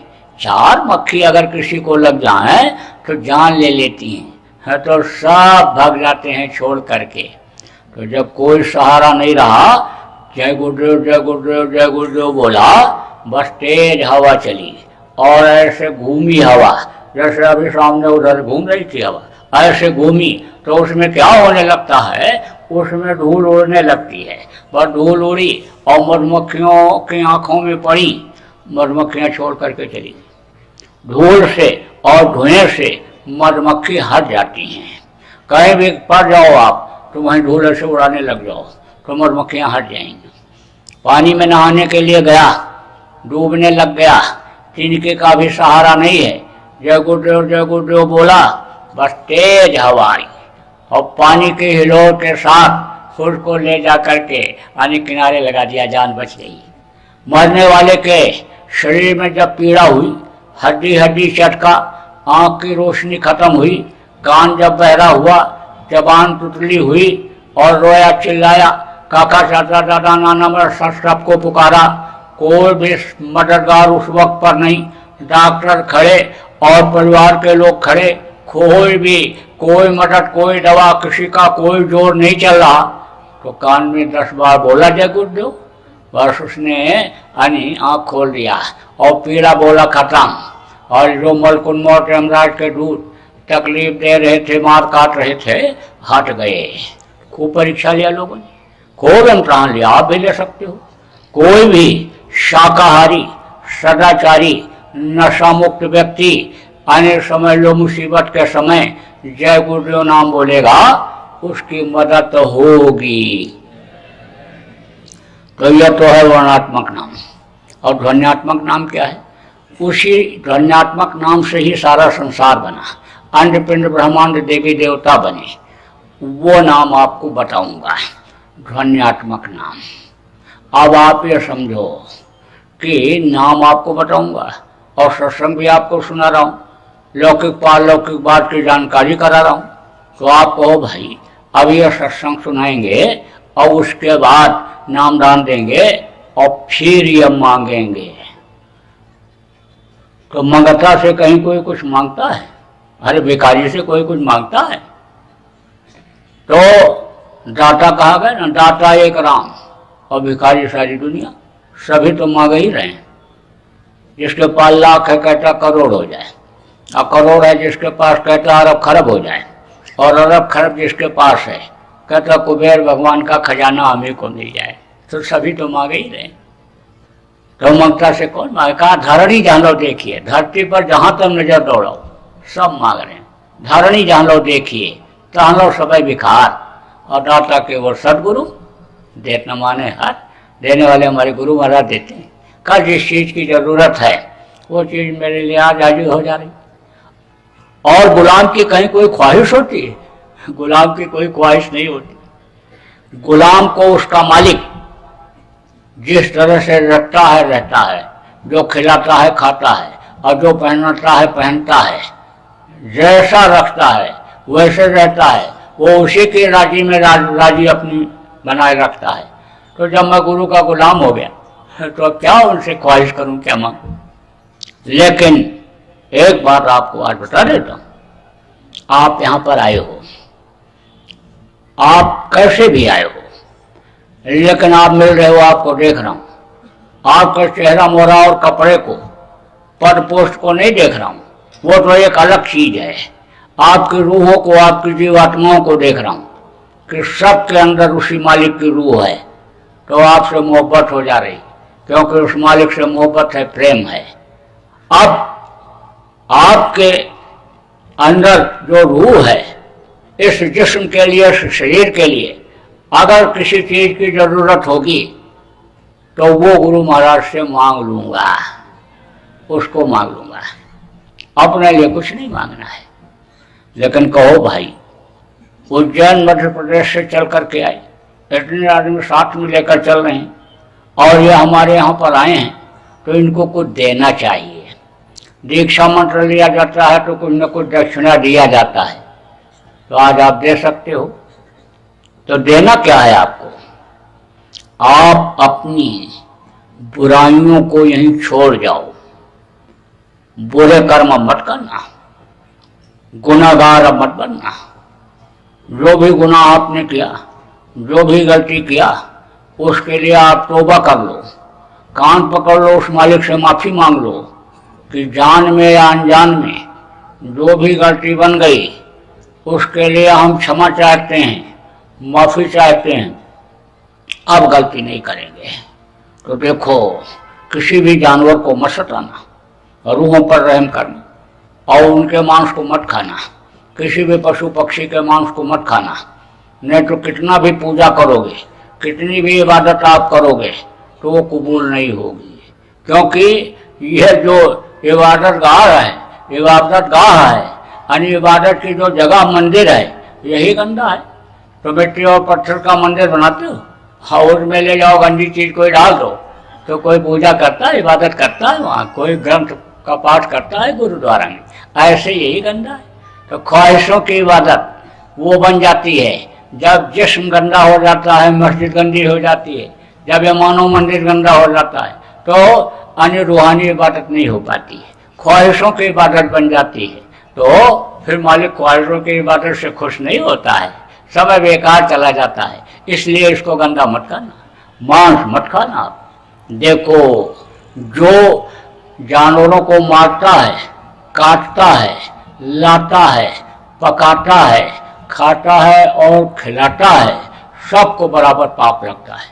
तो पाप से बचना अब घर में नहीं आना चाहिए। देखो, मछली तालाब की सफाई के लिए बनाई गई। कोई भी गंदी चीज आप तालाब में डाल दो तो मछली खाएगी। आप संडास के बाद धोने के लिए जाओ, टुकड़े गिरेंगे, मछली खाएगी। खखार के ठोक दो, मछली खाएगी। कोई गाय बैल भैंस सुअर बकरा, कोई भी मुर्गा मुर्गी, कोई भी बह कर के नदी तालाब में आ जाए तो मछली उसको खाएगी। कितनी गंदी चीज है। जब मर जाती है तो कीट और कौवा खाते हैं, ये उसका खाना है, अब नहीं। अंडा क्या है ये भी बता दूं।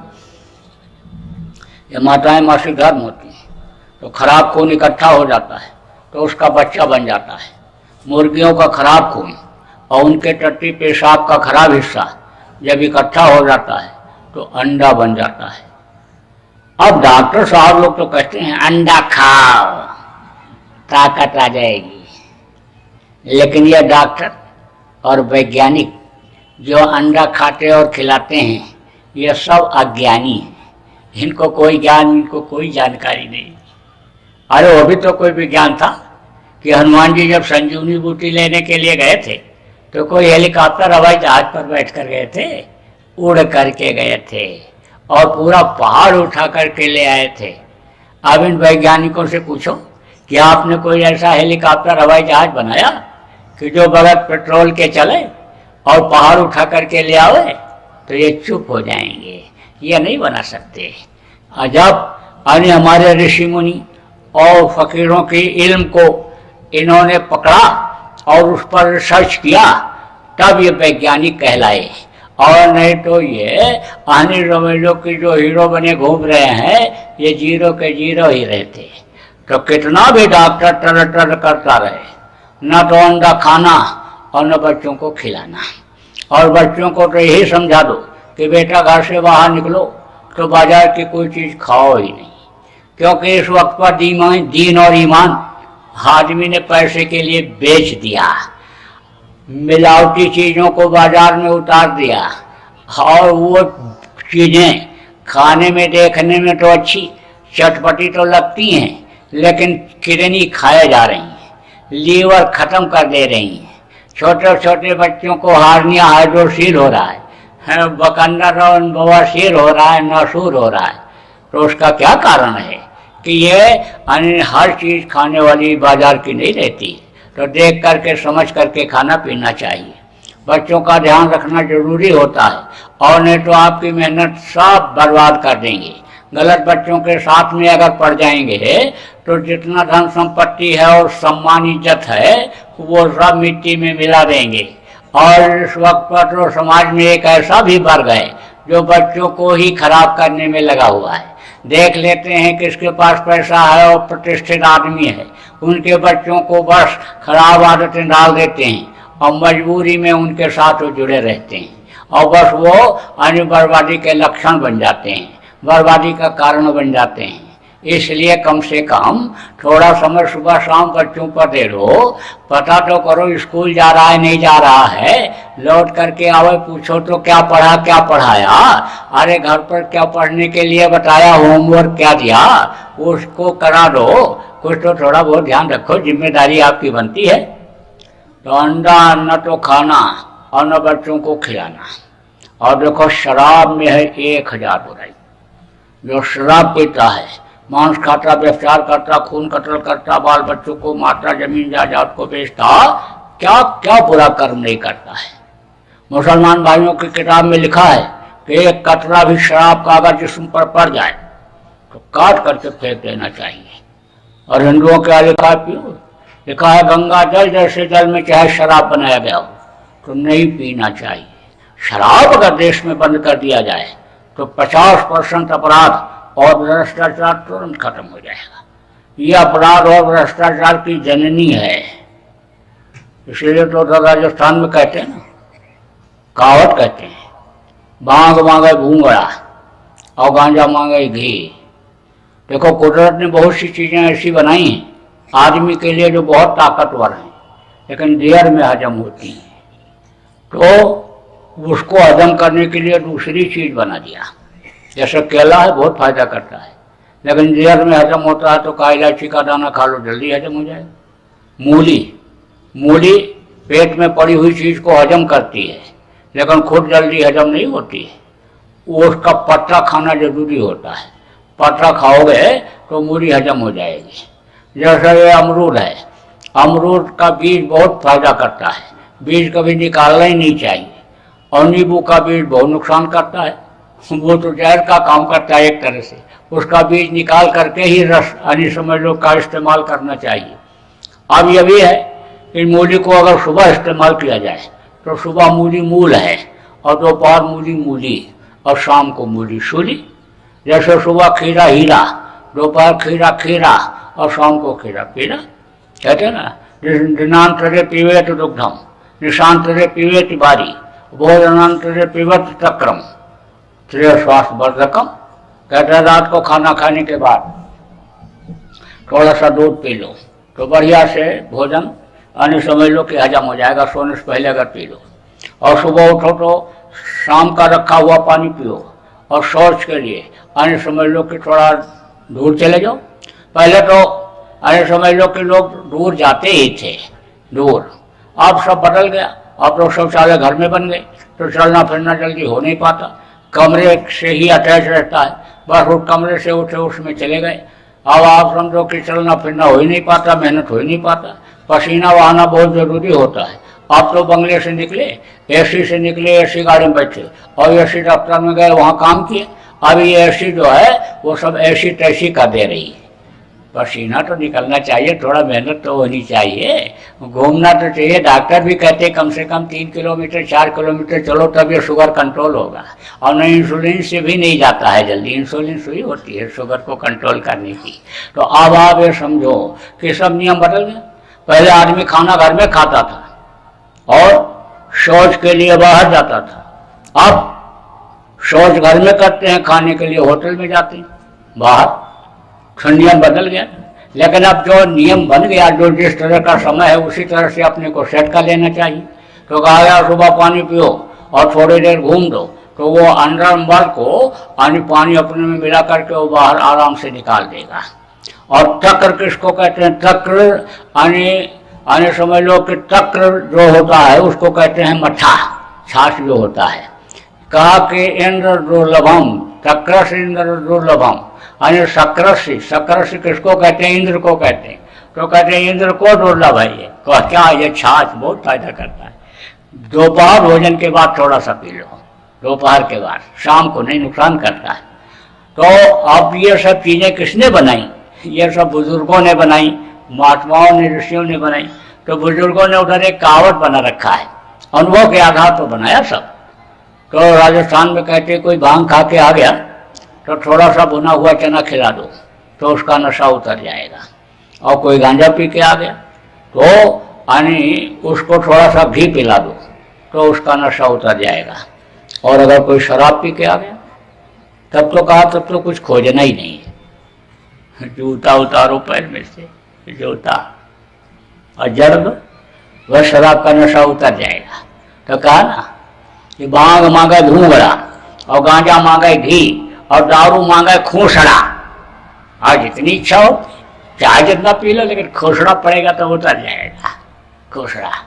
तो आपसे यही प्रार्थना है कि खूसड़ा पड़ने की नौबत क्यों आवे। हम ये नहीं कह रहे हैं कि खूसड़ा मारो, लेकिन आप ये समझ लो कि ये आज लोगों को मालूम हो गया कि ये उतरती कैसे है शराब। और इन्होंने उतारने के लिए अगर जड़ दिया पी करके आओगे घर में तो कितना भी कहोगे कि तू मेरी घरवाली, मैं तेरा पति परमेश्वर, और तुमने मुझको खूसड़ा मारा, तो ये तो पैर छूनेंगे, कहेंगे आपको नहीं मारा, हमने तो उसको मारा जो उतर गया। तब क्या करोगे? इसलिए आपसे प्रार्थना है, विनती है, मिन्नत है, आरजू है कि आप शराब पीना अब आज से छोड़ दो, बंद कर दो। और शराबी का साथ छोड़ देना, नहीं तो साथ का बड़ा असर होता है। देखो मिश्री के अंदर रस्सी पड़ी रहती है, बांस के टुकड़े पड़े रहते हैं, वो भी मिश्री के भाव बिक जाते हैं। तो गलत का साथ करोगे तो बुराई नहीं छूटेगी, अच्छे का साथ कर लोगे बुराई छूट जाएगी, अच्छाई आपके अंदर आ जाएगी। देखो अंगुलमाल और बाल्मीकि जैसे डाकू जब सुधर गए, रात बन गए, तो आपकी शराब नहीं छूटेगी। संकल्प आपको बनाने की जरूरत है, छूट जाएगी। बहुत से लोगों की छूट गई। बहुत से लोगों को गुरु महाराज ने समझाया, छुड़वा दिया। मैंने समझाया, मेरे कहने पर लोगों ने छोड़ दिया। मांस भी छोड़ दिया, मांस की दुकान, अंडे का ट्रे से फेंक दिया और होटल बंद कर दिया मांसाहारी। अब बता रहे हैं अच्छा धंधा हो रहा है। दूसरा काम कर लिए, कह रहे इसमें ज्यादा बरकत हो रही है, जीव हत्या में उतनी बरकत नहीं होती थी। तो तरीका होता है, मेरे पास तो ऐसा तरीका है कि मैं बता दूं, 1 कमाए और 10 खाएं, वो तरीका है। पहले ऐसा था, 1 कमाता था 10 खाते थे। अब 10 कमाते हैं तो भी नहीं पूरा पड़ता है, क्योंकि नीयत खराब हो गई तो उसने बरकत बंद कर दिया। तो आप शराब मत पीना और दूसरी औरत के साथ बुरा कर्म मत करना, आपको नामदान दूंगा। अब आप ये समझो कि जिसका नाम होता है उसका रूप होता है, उसका स्थान होता है, उसकी आवाज होती है। जैसे आपका नाम है और आपका रूप है ये चेहरा, और आपकी आवाज, आप मुँह से जो बोलते हो आवाज निकलती है। ऐसे ही इस वक्त के 5 धनी हैं। बताना मत किसी को। अगर आप बता दोगे तो उसका कोई फायदा नहीं होगा, टेप करके सुना दोगे तो उसका कोई फायदा नहीं होगा, और ये नाराज हो जाएंगे तो आपका नुकसान हो जाएगा। इसलिए बताना मत किसी को। दूसरी चीज आप और समझो कि जब आप आंख बंद करोगे और ध्यान लगाओगे, ऊपरी लोकों में जाओगे, स्वर्ग वैकुंठ में जाओगे, देवलोक, पितृलोक, सूर्यचंद्र लोकों में जाओगे और वहां का नजारा देखोगे तो खुश हो जाओगे। कहा ना कि घट में घर दिखलाए दे, फिर सदगुरु परम सुधा।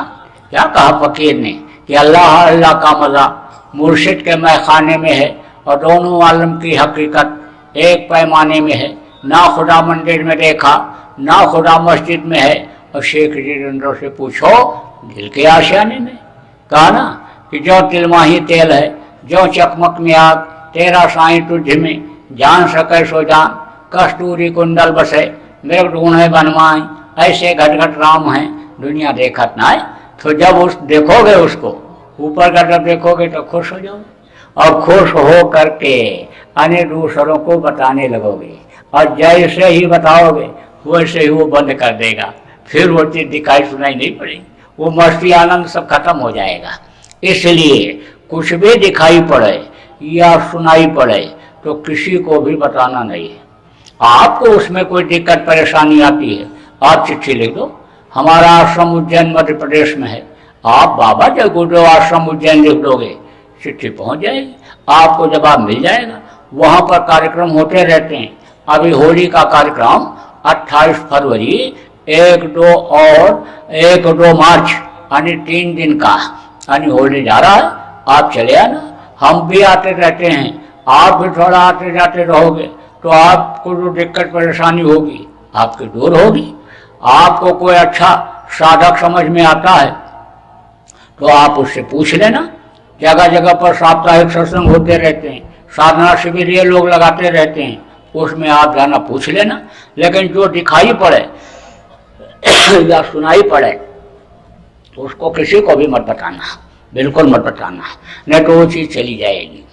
मान लो आप जिससे पूछ रहे हो और उसके पास यानी आपको जो मिला उतना भी नहीं है, तब तो वो आपका चला जाएगा।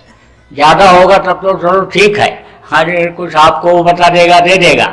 लेकिन अगर कम है और उस चीज़ को आप इन बाहरी आंखों से देख नहीं सकते हो, समझ नहीं सकते हो, जब तक आपके अंदर की आंख नहीं खुलेगी, अंदर का कान नहीं खुलेगा। तो इसलिए यानी आप चिंता मत करो। अब आप अगर जुड़े रहोगे, आते जाते रहोगे और सत्संग वगैरह सुनते रहोगे और भजन करते रहोगे तो आपकी समस्याएं सब सुलझ जाएंगी, चाहे अंदर साधना की हो और चाहे बाहर दुनिया की हो। तो बताना मत किसी को। किसी को कोई भी दिखाई, कोई भी चीज सुनाई पड़े तो आप बताना मत किसी को। आप 3 चीज समझो। आप सुमिरन, सुमिरन किसको कहते हैं? माला जपने को।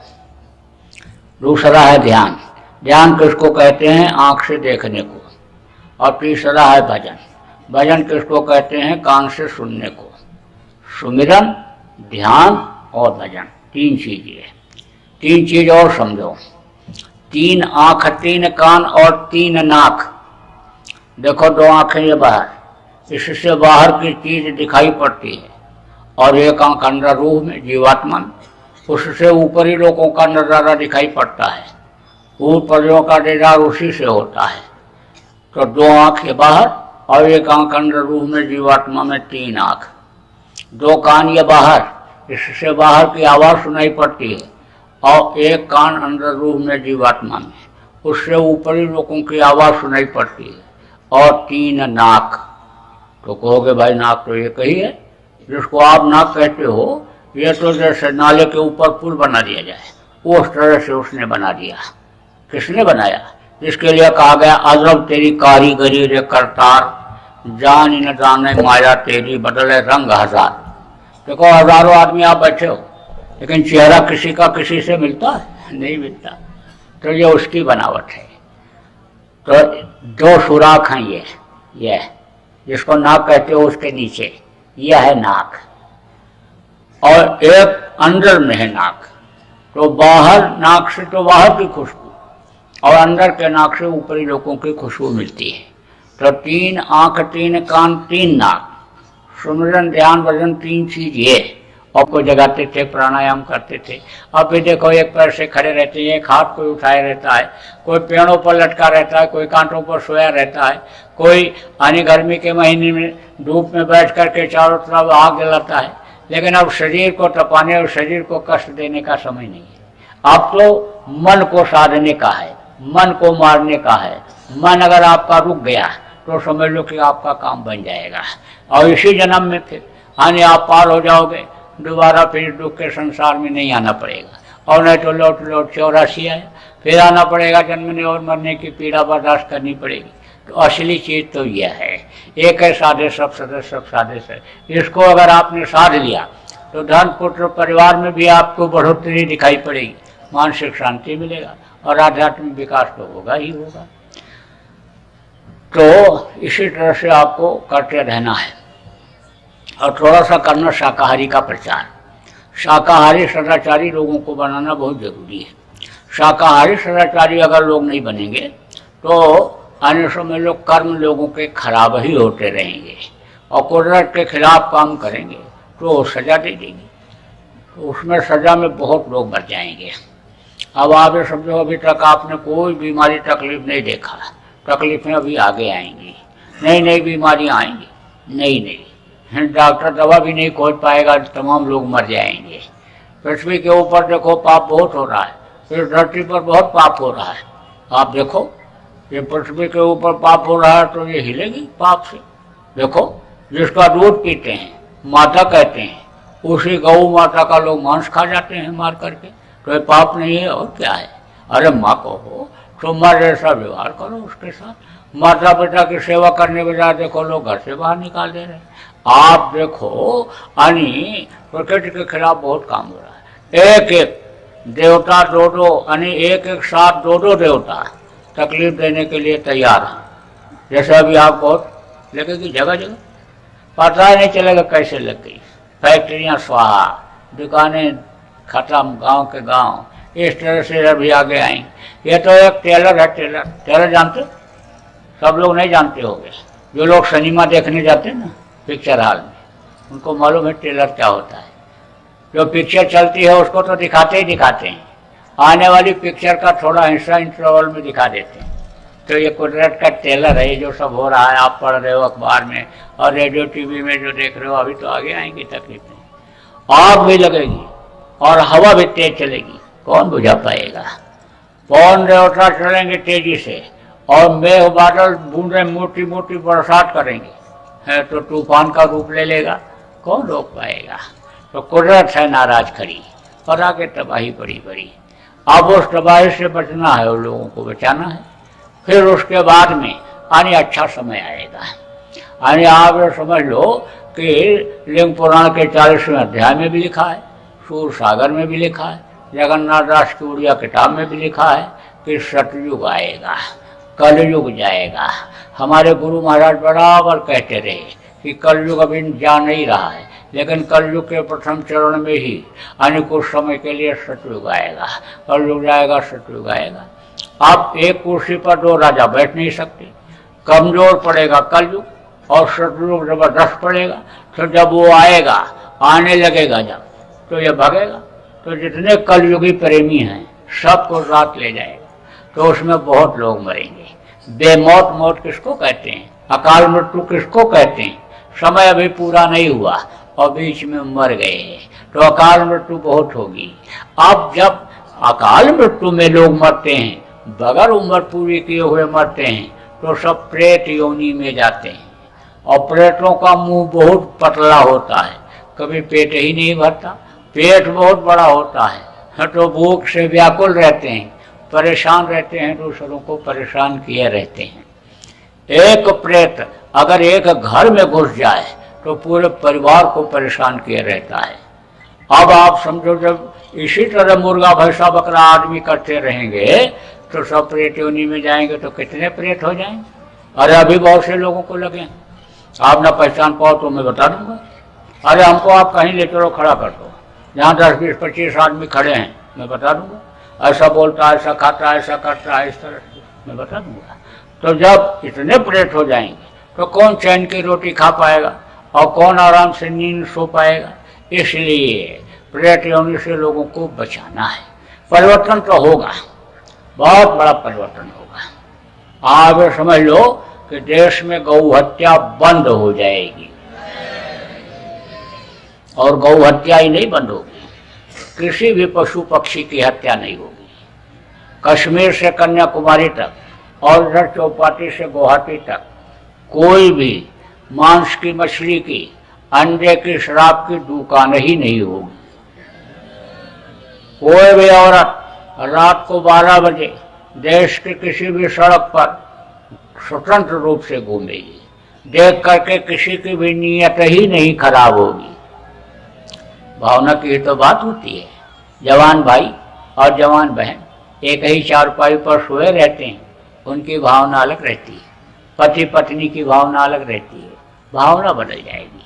दूसरे के धन को लोग जब जहर के तरह से मानने लगेंगे, दूसरे की माँ बहन को अपनी माँ और बहन की तरह से समझने लगेंगे, तो उसी समय समझ लो कि सतयुग का प्रादुर्भाव धरती पर दिखाई पड़ने लगेगा। समय पर जाला, समय पर गर्मी, समय पर बरसात होगी। जो पेड़ नहीं फलते फलने लगेंगे, जो दूध देने वाले पशु दूध नहीं देते दूध देने लगेंगे, सबको न्याय सुरक्षा मिलने लगेगी। परिवर्तन हो जाएगा, बदलाव हो जाएगा, बहुत बड़ा बदलाव हो जाएगा।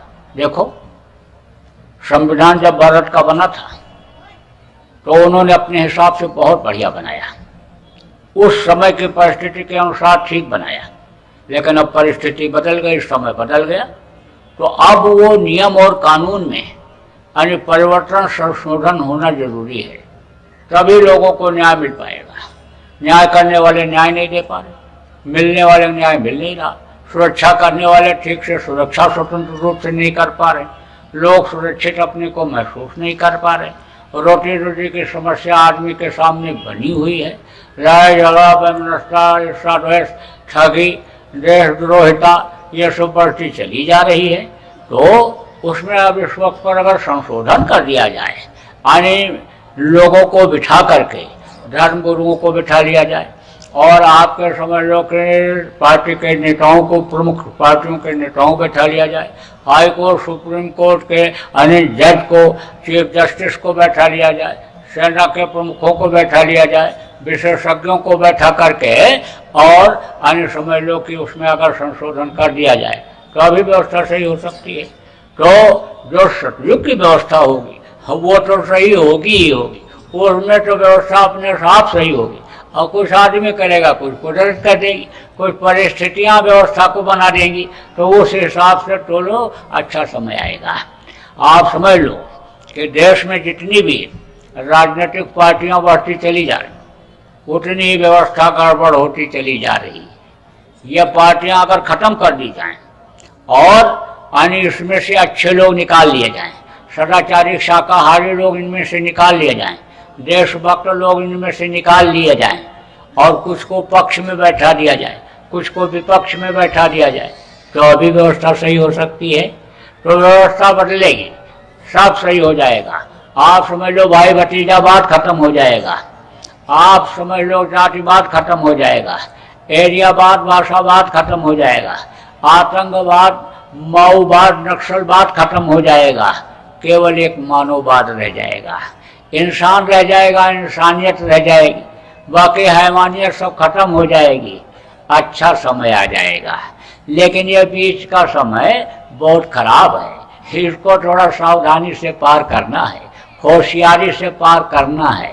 भजन करते हुए मेहनत और ईमानदारी की कमाई करना है, भजन करना है, लोगों को, बच्चों को भी कराना है, क्योंकि कर्मों की सजा से कोई आज तक बच नहीं पाया। और बच्चों के कर्म अगर खराब हो गए, परिवार वालों के कर्म खराब हो गए, तो उनको कर्मों की सजा मिलने लगेगी, तो आपका भी मन खराब होगा कि देखो गुरु ने हमारी मदद नहीं किया। तो वो इसलिए बहुत ही सजग रहना और लोगों को बनाना है, समाज को बनाना है, समाज को सिखाना है। बहुत से लोगों को यही नहीं मालूम है कि अच्छा क्या है और बुरा क्या है। लोग तो कहते हैं कि हमारे यहाँ कोई बताने वाला ही नहीं आया कि मांस मत खाओ, मछली मत खाओ, अंडा मत खाओ, शराब मत पियो, ये चीज़ आदमी इंसान के लिए नहीं है। तो अब आप ये समझो, जब आप बता दोगे और सुधर जाएगा। कोई भटक रहा है, कुएं में गिरने वाला है, गड्ढे में गिरने वाला है, उसको आप बता दोगे तो समझ जाएगा, और नहीं तो वो गिर ही जाएगा।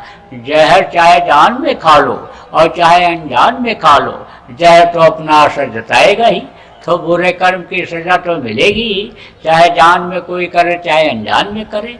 आप जब बता दोगे तो वो अन्य सुधर जाएगा, बुराई से दूर हो जाएगा।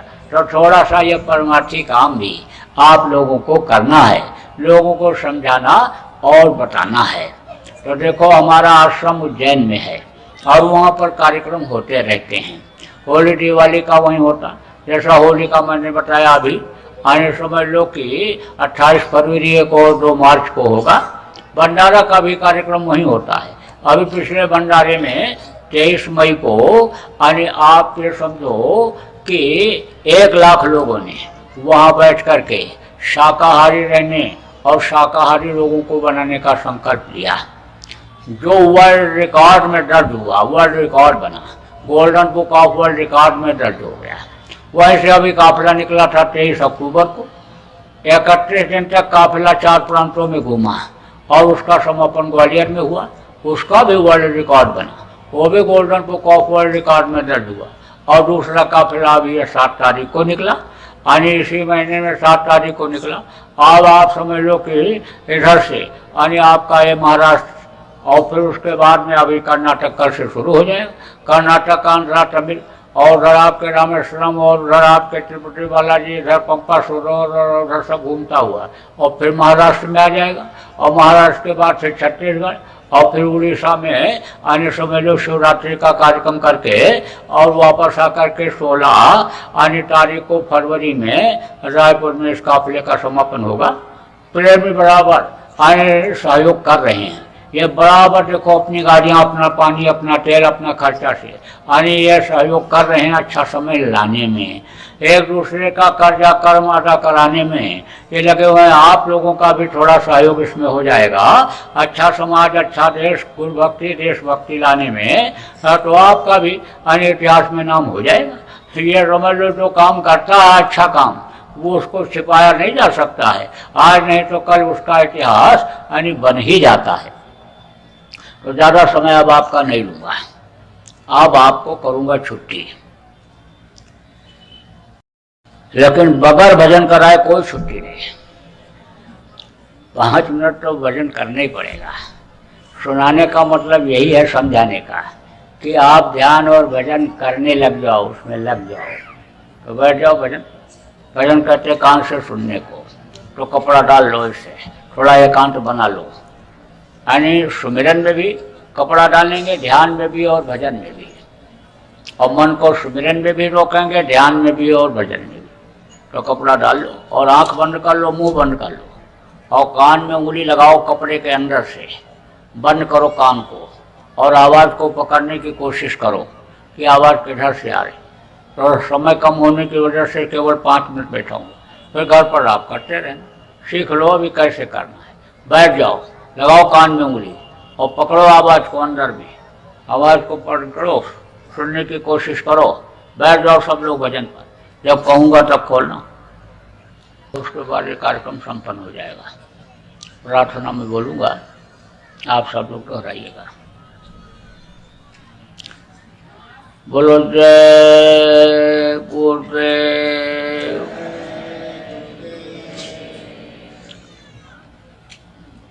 मेहर की नजर करो मेरी ओर, मेहर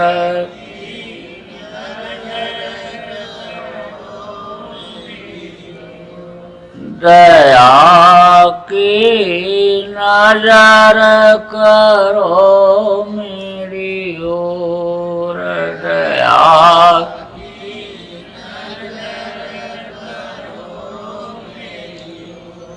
जय गुरुदेव।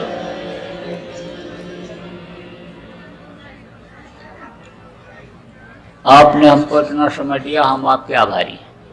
व्यवस्थापक के, प्रचारकों के, जिन्होंने अच्छे काम के लिए जगह दिया, उनके अधिकारी, कर्मचारी, प्रबुद्ध नागरिकों ने जिन्होंने इस कार्यक्रम को संपन्न बनाने में मदद किया, सबके आभारी हैं।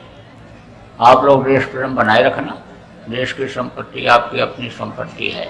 हटा तोड़ फोड़, आंदोलन, धरना, घेराव, मारकाट, हिंसा, हत्या से कोई भी समस्या सुलझने वाली नहीं, इसलिए इन चीज़ों से दूर रहना। अधिकारी कर्मचारियों का सम्मान करना, बूढ़े बुजुर्गों का सम्मान करना, भजन करते रहना, शाकाहारी रहना, लोगों को शाकाहारी बनाना और दर्शन देते रहना। बोलो जय गुरुदेव।